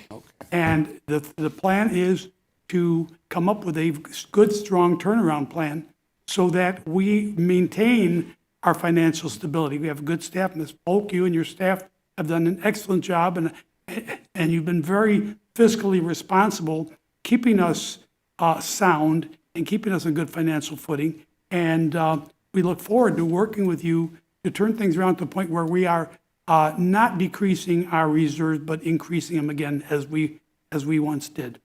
So I am definitely going to vote in favor of renewing the superintendent's contract. Yeah, I just would like just a clarification of something you said about the finances being. He built up our reserves during superintendent. What superintendent? This superintendent. No, ma'am. No, sir. I rebut that. You got the same papers that I got, the same information. Our financial situation was corrected and put in the positive side long before Ms. Placencia came into the school district. Okay, we all had our chance to make our comments. What was actually the fact was that our reserves were built up, and that caused the current superintendent to be able to do all of the infrastructure improvements, the capital improvements, the air conditionings, all of that on the back of what was done in the previous administration. Okay, Ms. Hannah, we're not going to go back and forth. Well, no, we're not, but state the fact, Board, Mr. President, with all due respect, give the public the correct and accurate information. Ms. Lindsay. So from this discussion, I think the community can understand that there will be 4 votes in favor and 3 voting nay. What I will say is with that, it is clear that our superintendent is going to continue with us in Waukegan Public Schools District 60 once that's been memorialized with an official vote. I am going to still contend, to Ms. Fabian's point, as I do each and every time, that this board sets appropriate goals to see the academic success that we want in our district. Year after year, I've been frustrated with where we've landed. Because of low Because in my opinion, and I have voiced it, they are not appropriate goals that we need to be setting. So I am hopeful that this board understands that, and as we move forward, we continue to have student achievement, accountability, and safety, culture, and climate as top priorities. Thank you, Ms. Lindsay. And that is correct. The board does set the goals. And the goals that we evaluated the superintendent on this year were goals that the board agreed upon. The majority of the board, The majority yes. of the board, yes. Sure. Okay, can we have a roll call vote, please? Ms. Fabian? Yes. Ms. Hannah? No. Ms. Lensing? No. Mr. McBride? Yes. Ms. Ramirez? Yes. Mr. Riddle? No. President Rodriguez? Yes, motion carries. Contract is approved. Next item is recommended the Board of Education approve amendment number 3 to the general counsel's contract and authorize the board president to execute the amendment. It is recommended that the Board of Education approve the amendment number 3 to the general counsel's contract and authorize the board president to execute the amendment. Motion to approve. Motion approved by Mr. Riddle, Second. second by Ms. Fabian. Any discussion on the motion? Roll call vote, please. Ms. Fabian? Sorry, actually, I do just have one thing to state, and again, just holding our board accountable that if this goes through again, that we are timely and that we are doing what's stated in the contract and actually evaluating Ms. Vanderbrook fairly and timely. On time. So just a reminder to our board, and yes. Thank you, Ms. Lensing. I appreciate you jumping in to say that because I understand there's some contention around general counsel's contract. We heard it in public comment today. My frustration is that throughout the years, there has not been true goal setting and there has not been true conversations around job performance. I don't think that's fair to our general counsel. So I am going to say yes because in my opinion, everyone deserves an opportunity to properly do the job under appropriate guidance. I have high expectations and I would like to see some areas tightened up and that can be set during our goal setting process. But in my personal opinion, I do not feel it's fair to not approve this when we have not appropriately assessed her job performance in a formal setting. Thank you, Ms. Lensing. Roll call I vote. understand. Ms. Fabian? Yes. Ms. Hannah? No. Ms. Lensing? Yes. Mr. McBride? Yes. Ms. Ramirez?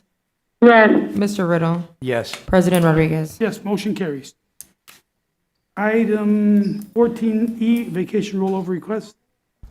It is the recommendation that the Board of Education approve the vacation carryover request for employees 19396, 20663, 4998, 20740, 6950, 6347, 19042, 8684, 2654, 20088, as presented.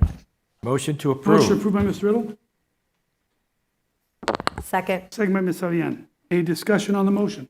Yeah, I'd just like to say that we are requesting vacation carryovers to a bunch of digits.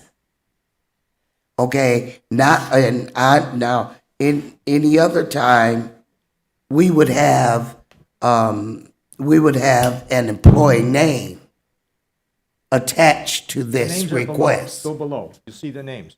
I don't Executive see. content, they're there. Oh, it's in executive content. Okay, all right. Well, okay. Wait. One moment. Do forgive us, Board Docs was not cooperative Right. earlier today. Yeah. You see that on executive? Okay.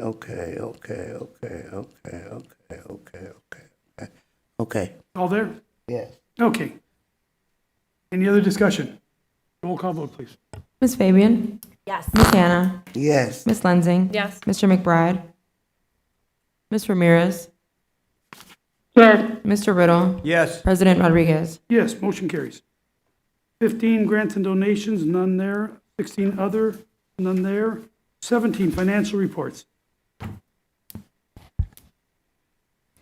It is the recommendation of the administration that the Board of Education approves the proposed continuing resolution with this authority to expire upon adoption of the fiscal year 27 budget. Motion to approve. Motion approved by Mr. Riddle, Second. second by Ms. Fabian. Any discussion on the motion? Roll call vote, please. Ms. Fabian? Yes. Ms. Hannah? Pass. Ms. Lensing? Pass. Mr. McBride? Ms. Ramirez? Yes. Mr. Riddle? Yes, this is something we do every year. President Rodriguez? Yes, motion carries. Item 17B. It is the recommendation that the administration that the Board of Education ratify the 2nd June 2026 of board bills, manual check request payments, and Old National Bank insurance payment for the period of January 3rd, 2026 through January 16th, 2026. The accounts payable board payments for the period of January 3rd, 2026 through January 16th, 2026 total $0. The manual check request payments for the period of January 3rd, 2026 through June 16, 2026 total $60,230.99.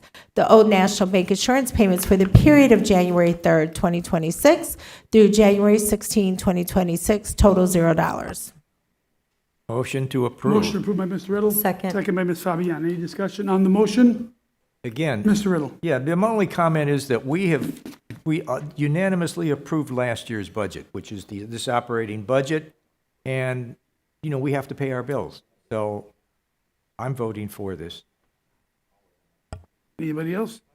Roll call vote, please. Ms. Fabian? Yes. Ms. Hannah? Pass. Ms. Lensing? Pass. Mr. McBride? Yes. Ms. Ramirez? Ms. Ramirez? Yes. Mr. Riddle? Yes. President Rodriguez? Yes, motion carries. Okay, that's all under financial. Moving on to reports and presentations. Do we have any committee reports? Committees are out for summer. Okay. Delegates report? Not at this time.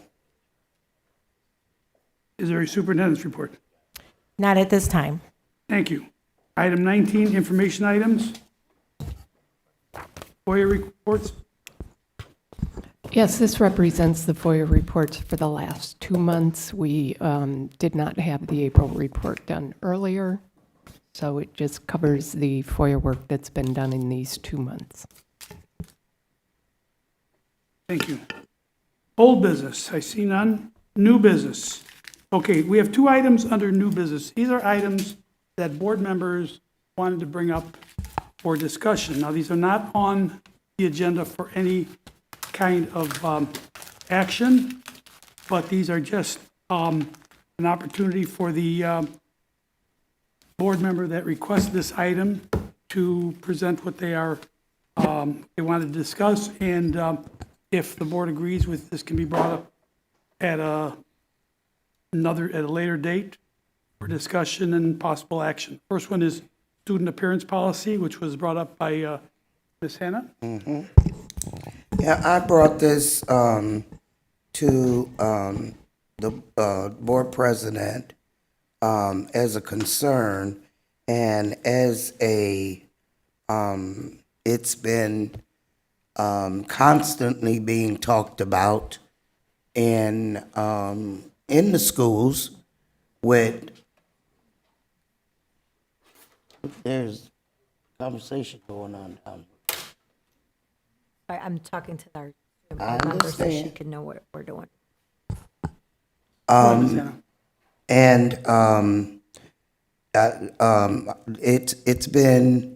It's a concern that that rises out of the apparel that the students are wearing to school. And I understand what was said when I brought this up before, but we are supposed to be training young people to take a step out into the world after high school. And if we're not encouraging them to present themselves appropriately through the training during high school, then we're not doing them any favors. And so I hear the concern almost every day from particularly the from teachers, from safety staff, people that are in contact with students on a daily basis. And I'm being told, well, we can't say anything. If we say anything, we're going to get rolled up because you tell a child or a young man to pull up his pants where his underwear is showing, or that that a dress or a skirt is too short and it's gonna grab attention. If there's something drop on the floor, they have to pick it up. Ain't no telling what's gonna be seen. And so I am, in looking at and hearing all of the things about how students are coming to school dressed, and I'm going to call it inappropriately dressed. I believe there has been a misinterpretation of the student appearance policy, and that there needs to be, I guess, training around the student appearance policy. I'm not trying to offend anyone, but I am trying to protect our students and our staff. And so we need to get some clarification, and it needs to be explained to them what this policy is, what it means, and a correct interpretation of it. I'm really interested, okay, because I really want to hear, and I don't mean to put them on the spot, but they are in the buildings every day, particularly our junior student, okay, a student board member. And I would really like for them to chime in on this discussion in reference to the student appearance policy, okay? And it doesn't matter whether the board agrees with me or not. This is for the benefit of students. So take it as you will. Ms. Hanna, you are not talking about changing the policy. You're talking about just the way that it's enforced and interpreted. Absolutely. Okay. And it needs to be some clarification around the policy. Thank you, Ms. Hanna. Ms. Lensing? Okay. So typically when we talk about dress code and how, Not a dress code. well, the appearance policy, there are two different things, but even within the appearance policy, from what I'm hearing, Ms. Hannah, you want some firmer boundaries around expectations of what's allowable, what's not allowable, and how to appropriately enforce, right? Those are based out of Puritan values. I don't think we need to get into the, I know the Puritan, business. no. I'm not saying, it is, it's a Puritan value. I don't It's know straight up a nothing about it. One at Puritan a time, value. please. And typically, whenever we have these, females or women or girls are the primary targets. And so that's frustrating for me. I will just very clearly say that my apparel does not dictate my worth, my expertise, or what I bring into the school environment. Back in the day, for jobs, you were not allowed to have colored hair, you were not allowed to have tattoos, you were not allowed to have multiple piercings. But now, that has changed. Why has it changed? Because popular culture and fashion has created a structure in which it's more acceptable, less taboo. So, our students are young and they are trying to figure out how they want to present themselves. They're going to experiment with different styles. What's on trend? What's not? What fits me? What do I like? What do I feel confident in? And I think we need to reinforce that.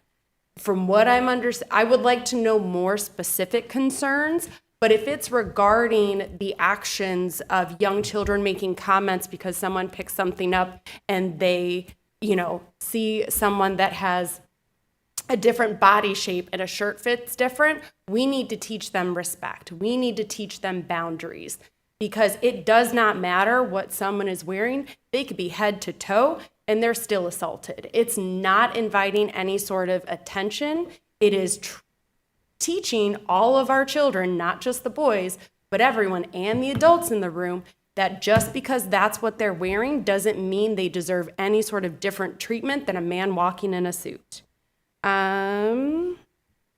That's what I got for right now. Thank you, Ms. Lindsay. We have two hands up there. Fabiana and Vicente. Who's first? So, just before she speaks, because I'm showing her what the current policy is, if you want student input, if somebody could show, and I'm sorry, your name just totally slipped my mind right now. Adrian Jimenez. Adrian. If somebody could show, there we go. So if that way Adrian can look at the policy before he chimes in so he knows what we're speaking about. So thank you so much for showing that and for the public to see.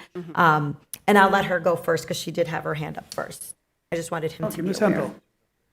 I think that every student should have the right of a freedom of expression, and sometimes students' outlets are through their clothing. I do not think that there is an inappropriate way for a minor to dress or for a minor to style themselves. However, I do feel that there is an inappropriate way for an adult to look at a minor.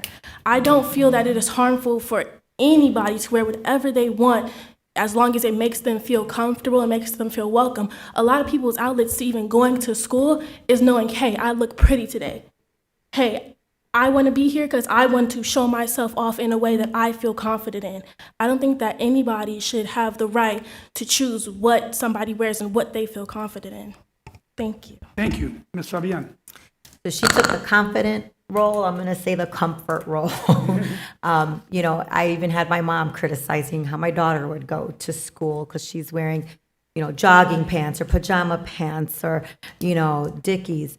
That's how she felt comfortable. She was going to school to learn. She's not going to make a fashion statement. She's not going to impress anyone. She's going to learn. And the reality is that most of our children are going to end up in jobs that will probably be remote where they can be in pajama pants. But again, the point being that, yes, I understand the expectation of setting our children up for the workplace, but that has to do more with how they present themselves skill set wise. And so I agree, we do need to talk to our professionals so that they understand the policy, what the intention was with the policy, so that it's not like, oh, I can't tell the kids anything. There are certain expectations because we also don't want to insult others. So there are expectations such as no foul language, et cetera, that we do ask our students to follow, as well as not exposing certain areas. So I agree with Ms. Hannah in the sense that we do need to have professional development with our staff so that they understand what was the intention. I was working with the district when this was changed, and I know we did a lot of surveys around this. And it wasn't just about, the freedom of expression for the students, but it was also the amount of time that educators had to take in order to correct, oh, you're wearing a sleeveless shirt, we got to write you up and send you to the principal's office. And that was impacting students' education because you're taking time out of instruction in order to correct something that was, in my opinion, not that important to interrupt instruction, right? And to Ms. Lenzing's point, we also saw over and over and time again that our staff was not implementing the previous policy fairly, where it was targeting mostly our female students. So I think we need to go back and revisit the intent and all the impact that we saw and implications as to why this was changed, and then teach our staff that intent and the impact and how they should go about managing those expectations. Any other? Mr. McBride?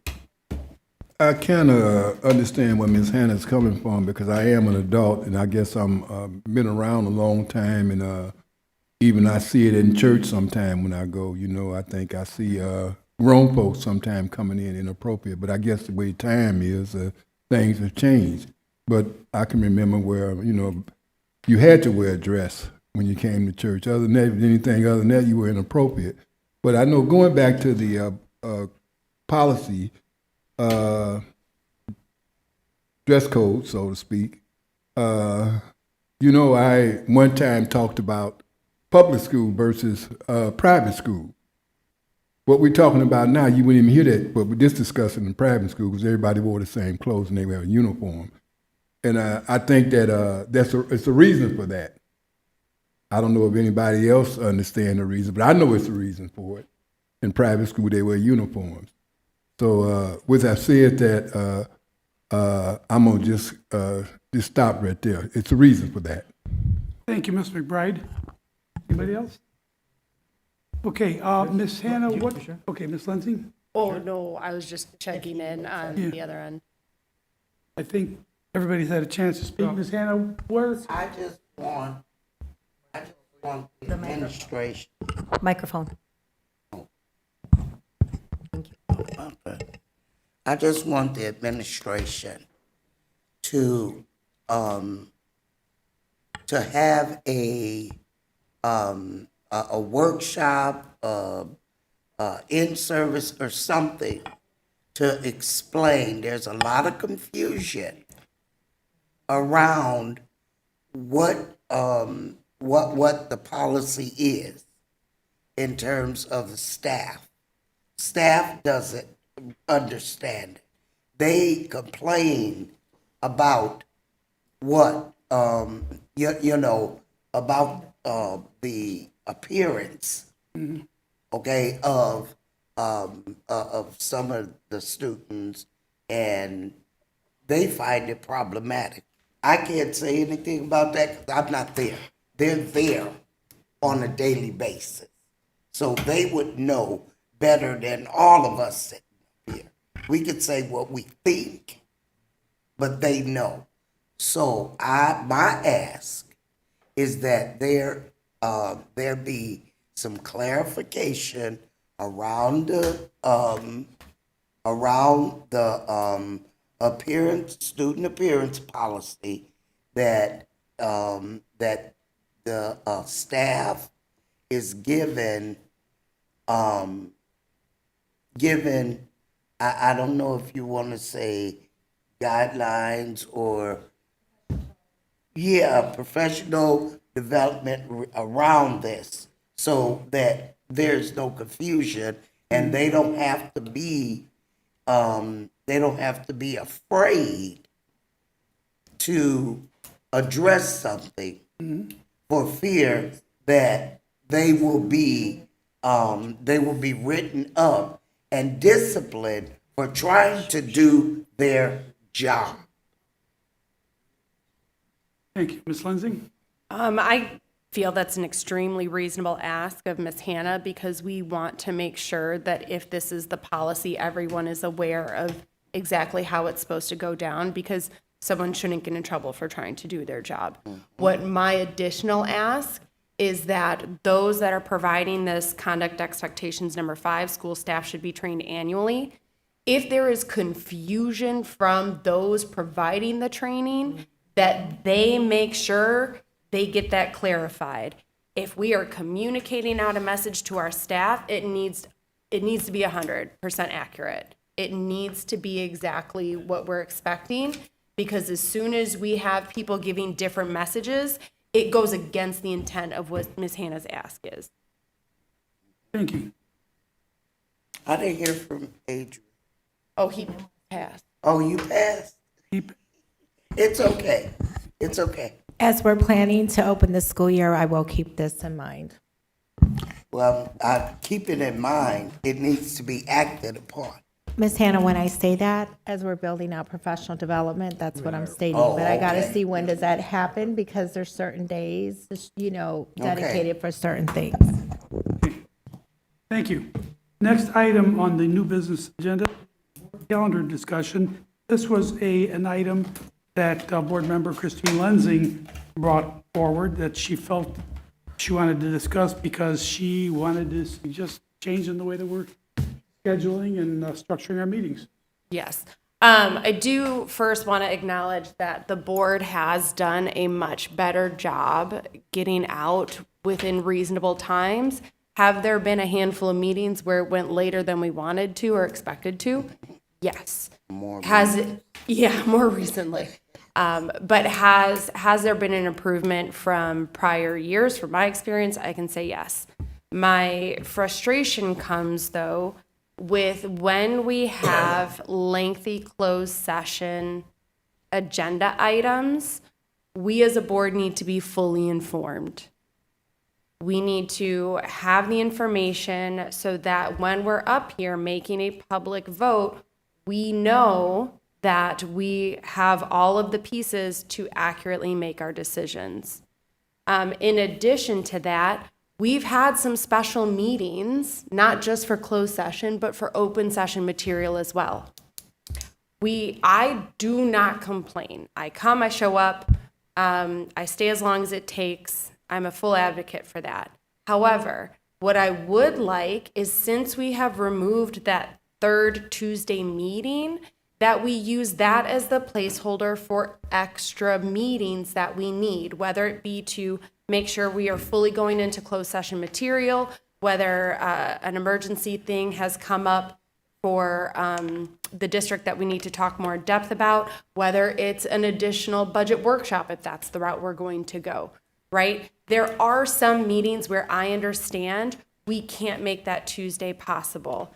But it helps reduce confusion. To Mr. Sebecki's public comment tonight, he was like, it's getting confusing. Why did this change?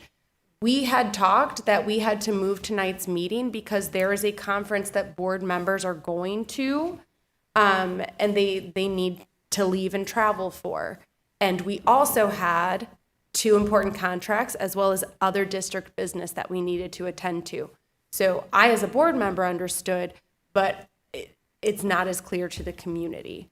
So, and there's instances where we have individuals like our IASB representatives coming in, like Dr. Hill or Dr., I'm gonna mess up his name, Friedman. I always wanna say it's Friedman and then I psych myself out of it. Apologies, Dr. Friedman. Where he comes in and he does some workshops for the board. I understand those situations may be dependent on those individuals' calendars. However, if we have a asterisk tentative for that third Tuesday, we are not shuffling our life around to come in on a Monday or Wednesday or Thursday when we have outside obligations more than just this board. Again, I'm happy to show up. I can make adjustments in my personal life, but if we had 3 meetings on Tuesdays and we were all able to make that work and we've reduced it to 2, to me, it makes sense that we have the tentative board meetings for those third Tuesdays if we need an extra meeting. It's clear, it's only used when necessary, it's predictable. Ms. Fabian? So I agree with Ms. Lensing that maybe we need to do a better job when we're changing dates on people, which I know we try to post it on social media, we post it on our websites. But maybe when there's a schedule change, we also do the mass emails so that it gets to, because people aren't looking for the change, right? Like I have to be actively looking to see, are we going to have a board meeting on Tuesday or not? To know that it's changed. So if we can email people when we have changes such as today, where we changed tomorrow's to today, that would be, I think, helpful and beneficial to our community. And I agree, I don't want to go back to having the 3 meetings a month because it's just, that was just not very productive. Right, it wasn't, it wasn't. And when we would go out nationwide, even to conferences, everybody looked at us like we were crazy because no boards, not even the state boards meets that many times. And so I agree, we've been so much more efficient doing it this way with the 2 meetings. And just to clarify, and I said it last time, it's always going to be the second meeting, and it's up there again. The second meeting is always going to be a micro meeting with student achievement and operations. The 4th meeting is always going to be a regular voting meeting. And so this is really helpful, I think, the way it's displayed with the different colors so that people understand that. And for the achievement and operation or student achievement and operations meeting, that's your opportunity as the community to come and listen and ask questions and participate. So those are very valid, but I agree with Ms. Lensing, if we can, as much as possible, try to stick to a Tuesday if we're going to have a special meeting, or I propose to do what we did today and say, come in at 5:30 if we know it's just an action item that's only going to take an extra 15 minutes to talk about in closed session. Like, we don't need to have a 3rd meeting for something that you know is only going to take another 15, 20 minutes. Fair. So I agree, if as much as possible, we could stick to the Tuesday. Any further discussion? Okay, I tend to agree with Ms. Lensing that it would really be good for all of us to have some predictability, more predictability as to when some of these additional meetings are going to be. Ideally, we would like to just have the 2 meetings a month. Because, we're all making a big sacrifice, which we're willing to do because this is important. And I know that a lot of times I'm involved in trying to find available time that not myself, that other people are available for meeting. And typically our first choice is a Tuesday, an open Tuesday that we can meet. What ends up happening, unfortunately, is that board members, a lot of times because they know they don't have a board meeting that Tuesday, they'll make a commitment for something else. And so then we find out that we're not going to have all the board members or, as many as we'd like to have coming to that Tuesday meeting. So we look for another day. And as, we mentioned, sometimes we have an outside person like Dr. Hill from IASP or Dr. Mark Friedman or somebody else coming to work with us.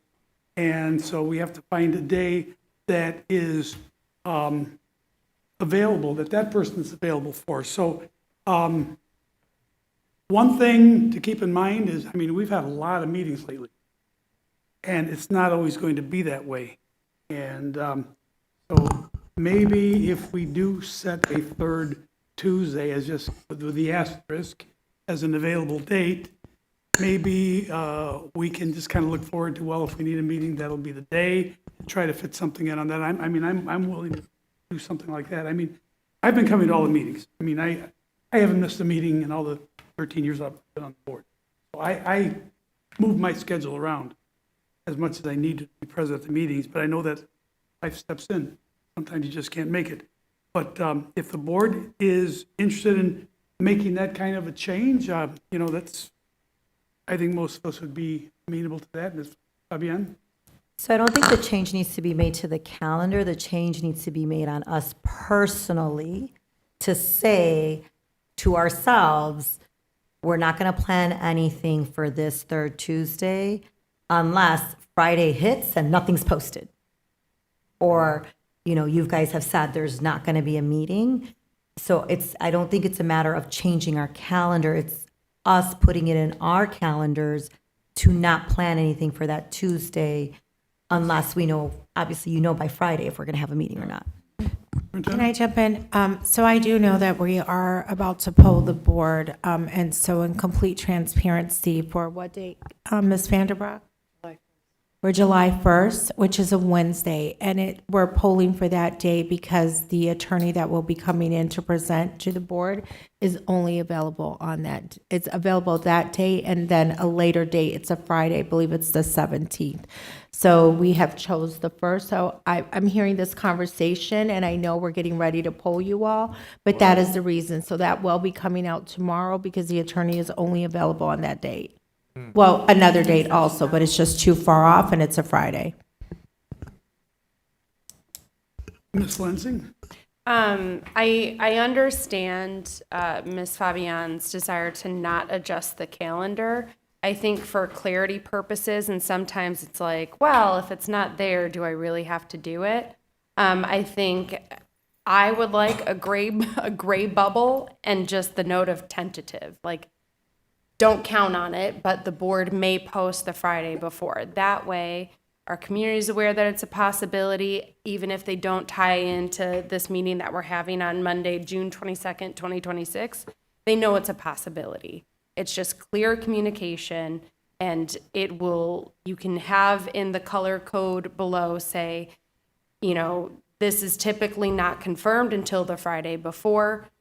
Generally speaking, this is not a scheduled meeting, or whatever language the communication department wants to put on that. Ms. Hannah? Okay, the only concern I have with the calendar is that when we have a reorganization of the board, we vote on meetings. We vote on them. And so when that time comes, I would hope that we would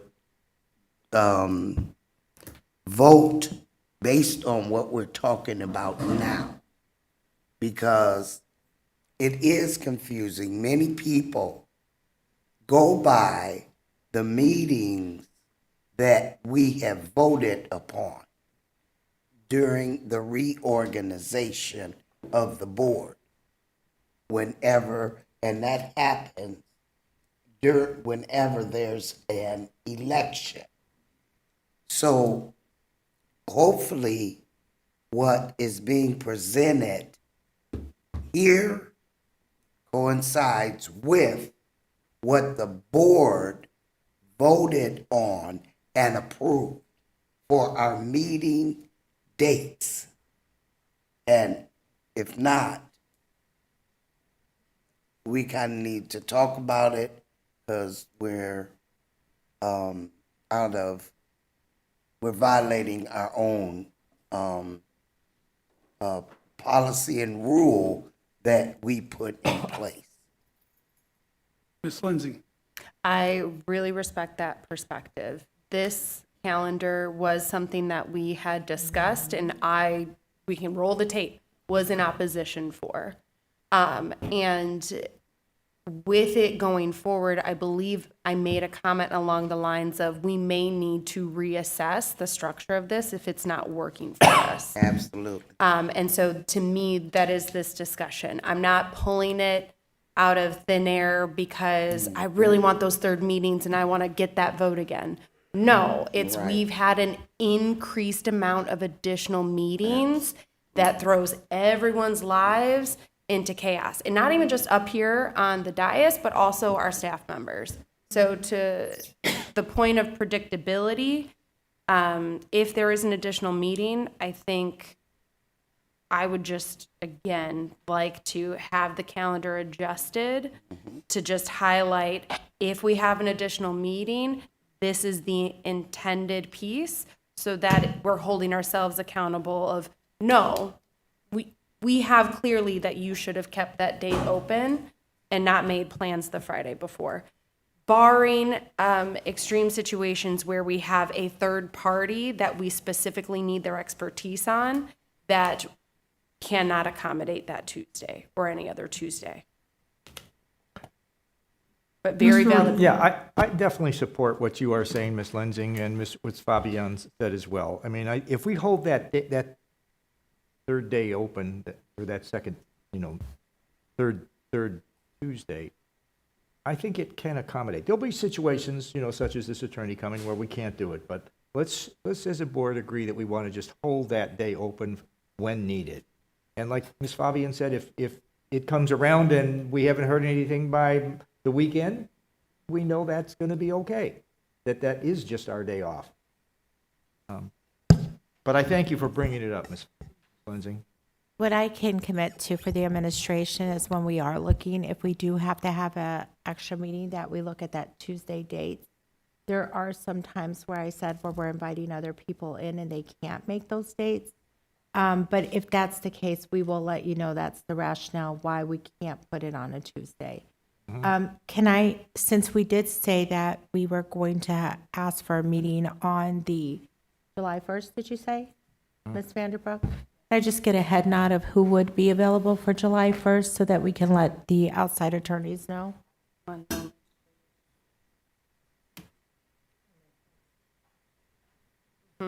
Lenzing, Anna? Yep. Oh, yeah. Yeah. Cirillo? Yes, I can do Okay, it. everybody? Okay, we nod have- for me. Ms. Ramirez? She said yes. That was a yes? Yes. Okay, great, thank you. So we have consensus that we can have that meeting That on meeting. July 1st. Okay, so where do we go with this suggestion? I mean, Ms. Hannah, we did vote on that calendar, but we can always change it if need be, so it's not set in stone. I don't think we would have to wait until the new board comes in to change the calendar. I mean, No, that wasn't my Yeah. intent for even saying that. okay, I was just reminding us right, that we had voted on right. the meetings already, and that was it. Okay. So where do we go from here? So I guess the question would be do we want to just have that new calendar made with that gray bubble with the asterisk saying this is not a meeting, a regular scheduled meeting, this is only if a special meeting. I personally feel like that also might be confusing because then, like for this example, the July 1st date, we're on a Wednesday. And so people are thinking we should have had that tentative June 30th date. I don't know if we could just maybe put it at the bottom and say, we'll try to do all special meetings on a Tuesday, but there'll be instances where they can't be. I don't know how we could make it clear. I felt we were very clear with this calendar, and there still seems to be some discrepancy as to when there's micro meetings, when there's student achievement meetings. So I think it's more of a communication problem out to the community than it is a calendar problem. Mr. McBride? No, I did have some comments or some suggestions, but I'll hold them for right now. It had something to do with the budget, so to speak. So it's something I think I can bring up later on in terms of something I've seen in the district that may be able to help us out. Okay. Thank you. Okay, so, do we want to get a head nod of who might be in support of what Ms. Lenzing is asking?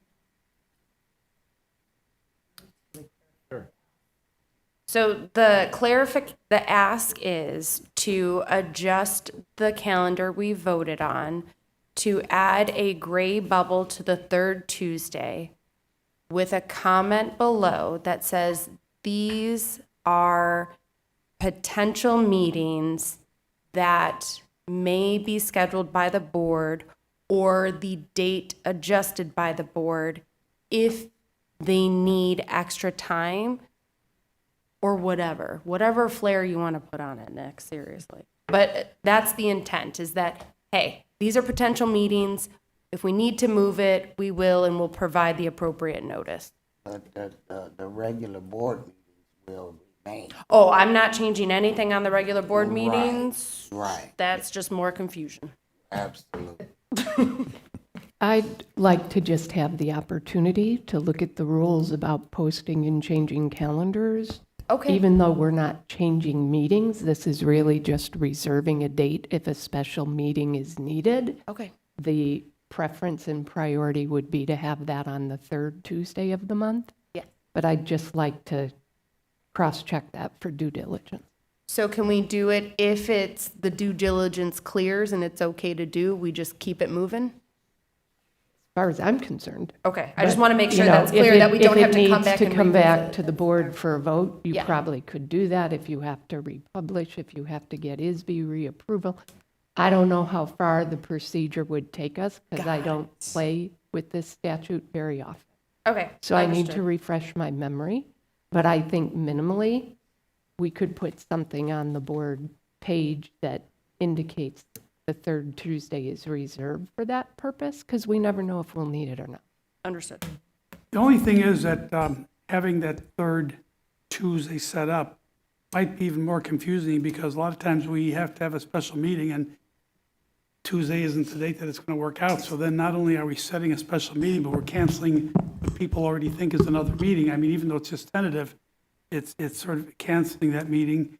And I feel it might be more confusing. But I don't know, that's just a thought.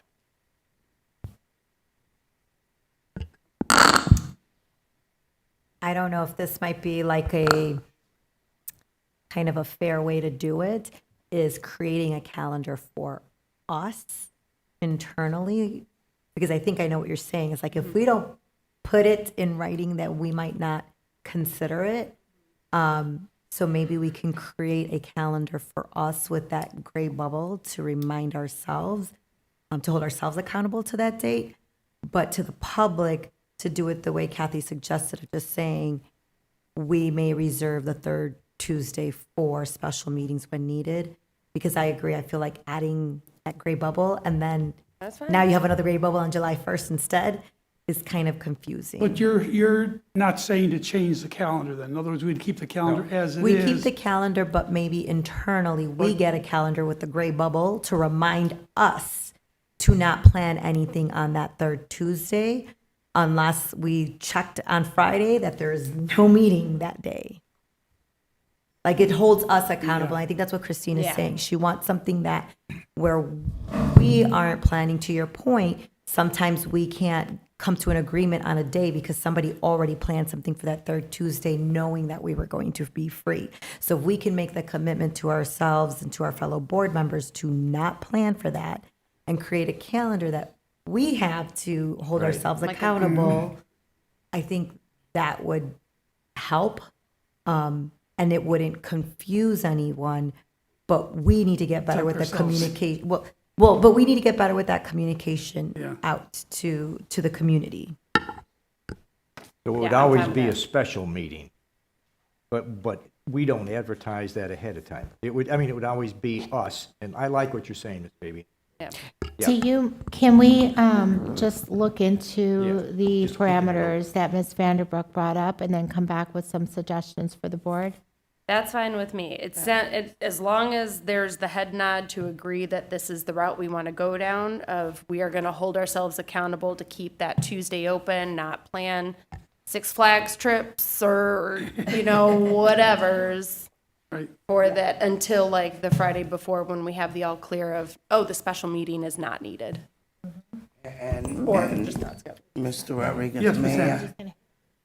And also, okay, with doing this, I'm gonna go back to what I said about the reorganization meeting. I think, Ms. Vanderbroek maybe needs to look at the, with the reorganization, Coming years? how that works or impacts Sure. that particular We'll include that. aspect. We'll include that. And just for the record, if we ever do set a special meeting, that won't change, that will be publicly posted ahead of time. Right. Just, Ms. Fabian. and then just one last ask is that Ms. Placencia share with her staff that this is what the board is agreeing to, so that the staff that normally is here needs to be here plans it the same way that we do, that they keep it in their mind not to plan anything for that third Tuesday evening unless they get the all clear from their supervisors. Because this only works if you have the people on that side also available to give us the information. Yeah, usually when that's going to be hard, right? Because they're settled on those 2 dates. I will put that out there, but I'm just looking at them. I got to think through it a little bit more.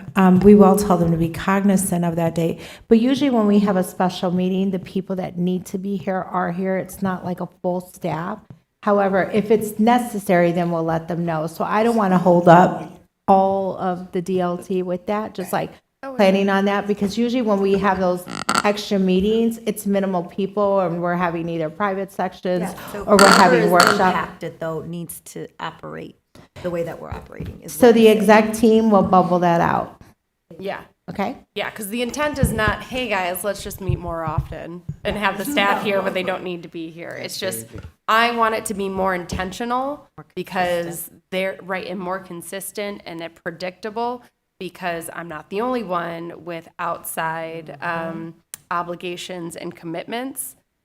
And when joining this board, the commitment was Tuesdays. I will come. I have come, and I am happy to be here, and I will do what's needed, but if we can try to keep it to the Tuesdays, that'd be great. Anybody else? All right, let's move on. Nice. Student discipline matters, number 22, I see none. Board member time. Mr. McBride, start with you. Passed. Mr. Riddle. Want to welcome Adrian. Welcome to the board. We value your input. We want to hear from you, want to hear what the students are thinking. We want to hear what you think about some of the issues that we will be talking about in the months ahead in this new school year on Trinity. Welcome to the board. And I do want to say that I think our board, I certainly want to compliment the staff and the superintendent. I think that, you know, now that we realize where the budget is, we've got some hard decisions to make, and it's our responsibility as a team working together. I want to compliment them on what they did. All these decisions are very tough. And it's been especially tough for some of us who didn't realize the situation. And there'll be more decisions we have to make. I have confidence. We have a great team. The superintendent and her team have worked hard in the past few weeks to look at this after hearing from what the board's concern was. And I feel that we will be able to do this. There'll be some tough choices. But if we stay together on this and work together and not blame each other and you know, for what's happened or whatever this is. I mean, there's a lot of school districts in this situation, but I think we can be successful and still provide a good education for our kids. And so I appreciate what superintendent and her team have done so far, and if we stick together, I think we can continue to provide a good education for our Waukegan students. But yes, there will be some tough decisions because things cost money. So I guess I would ask that as we make some of these big expenses, that the board be advised or consider, you know, that why we have to do that. And I think Ms. Lensing and some of the other board members are very astute in telling us these things are needed. Some of these things are really needed for the kids, and I sometimes just look at the dollars and think, oh my gosh, that's way too much money to spend, you know, for something like that. So anyway, I feel a little better about where we're moving. So thank you. Thank you, Thank Superintendent. you, Mr. Riddle. Mr. Jimenez, you're next.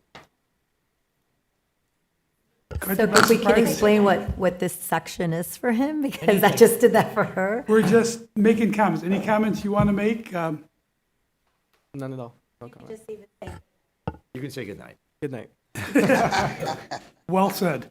Okay. Ms. Hannah. I received something that was dropped off in my mailbox anonymously. And it's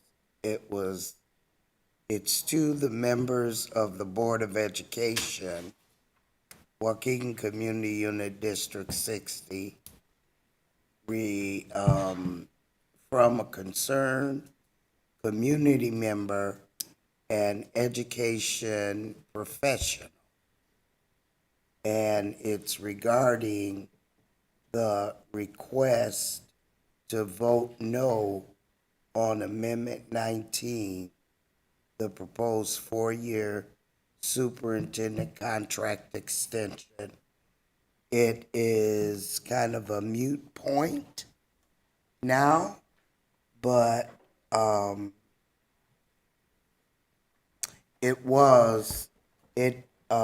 it outlined a number of things that apparently a concerned community member had been keeping track of regarding the school district and the performance of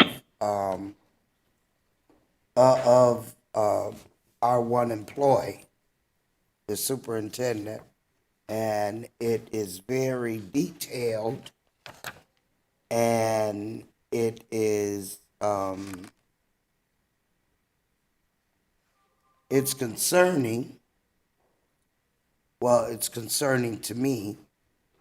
I'm sure it would be concerning to all the board members if they had have been able to look at it and see it and read it.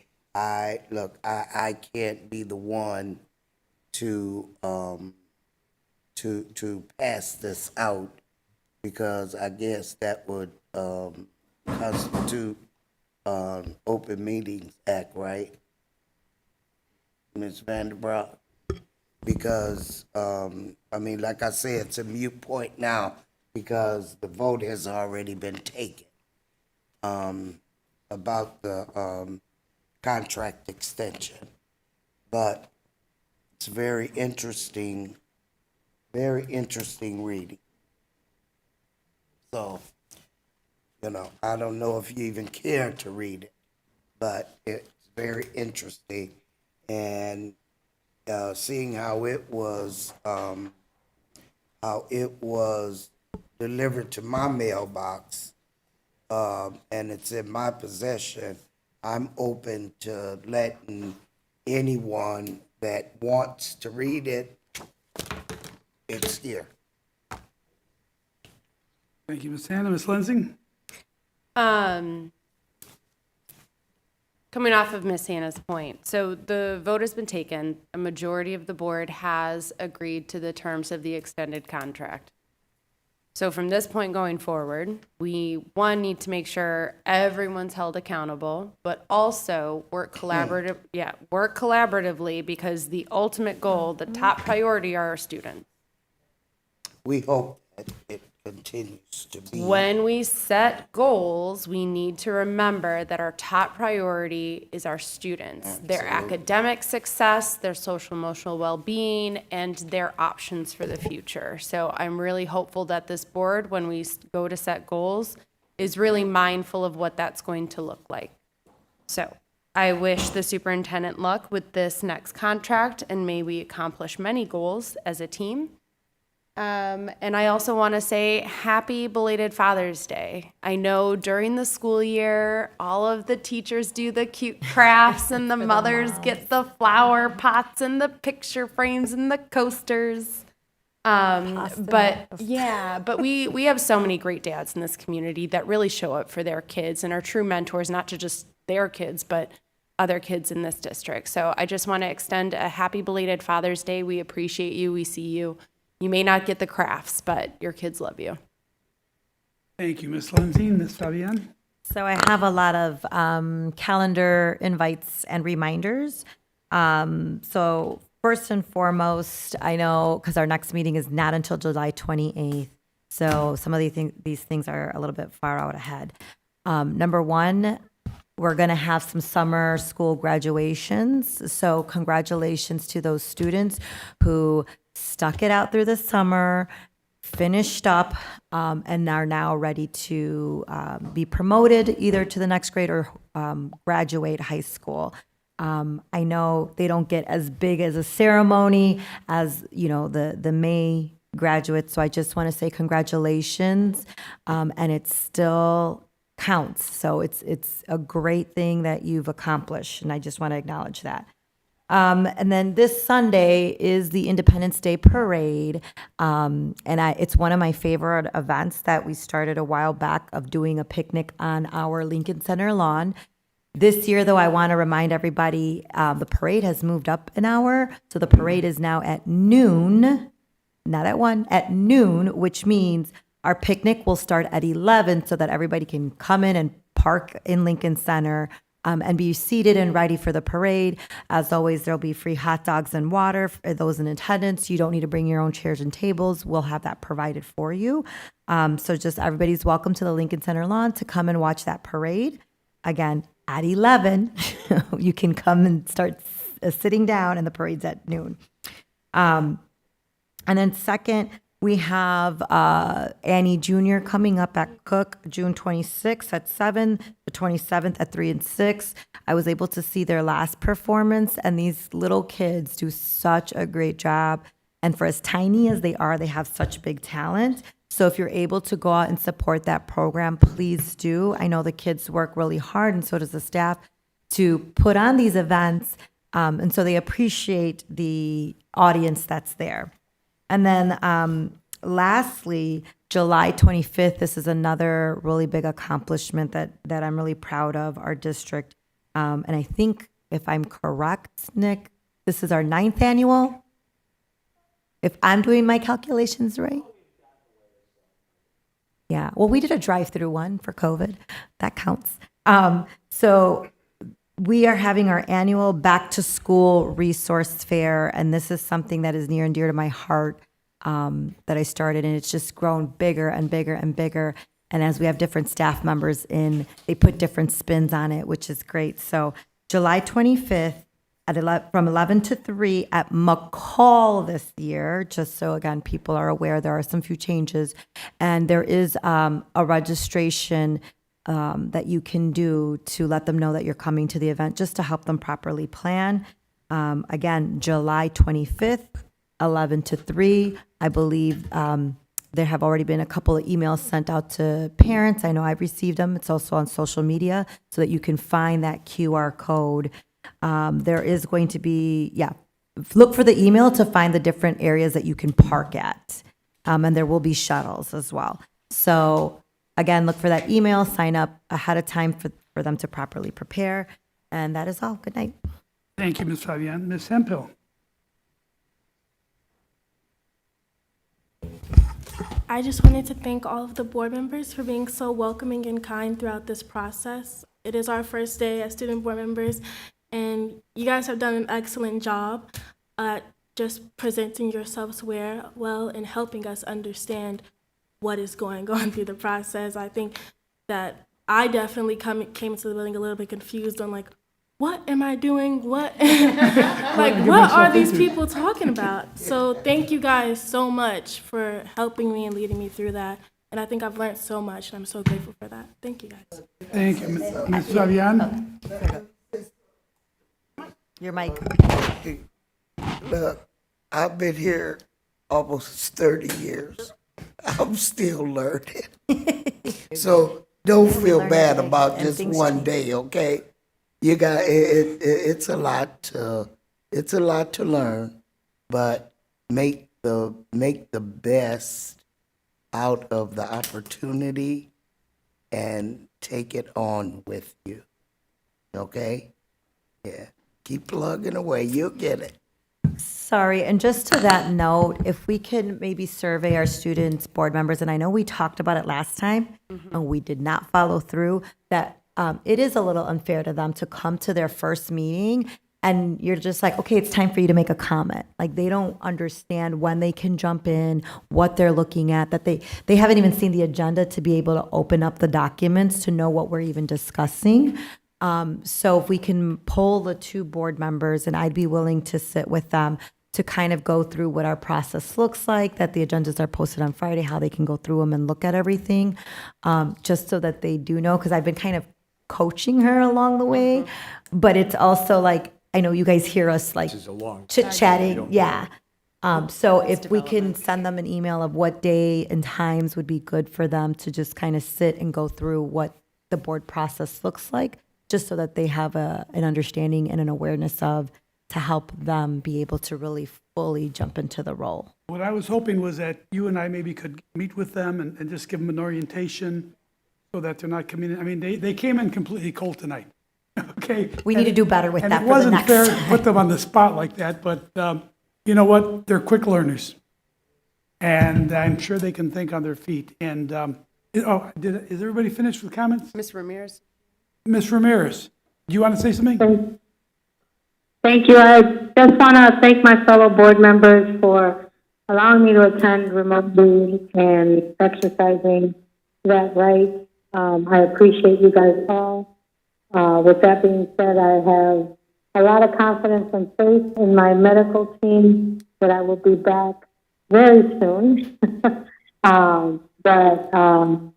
Thank you all again. And yes, it's been a wonderful growth process to see how far we've come as a board. And we have a lot to go as a district. And we're hoping that we will continue to see changes. Again, thank you again for allowing me to attend remotely. Thank you, Mr. Ramirez. Okay, and just to close off, I just want to, it's been kind of tense over the last few weeks with all the discussions, and there's been a lot of emotion and a lot of discussion about things that are the decisions that we have to make. We're all concerned about the budget and some of the major decisions that some of us feel that well, maybe we should have made better decisions in the past. Maybe there's some things that we did or didn't do that we should have done differently in the past. And what I do have to point out is that in my observation, this board is becoming more aware of what their duties and responsibilities are. Because I've heard it said, that some people are saying that the board is just a rubber stamp, okay? And that's not true. That's not true. I don't think anybody here that is offensive to anybody sitting here to imply that they're just rubber stamp. We all are intelligent human beings. We are here for a reason. Our purpose is to look out for the interests of our children, our school district, our children, and everybody here in their own way is here because they care about our children and the education that our children are receiving. All of us, I think, have had either children or grandchildren in the school district, and we know what the school district is capable of.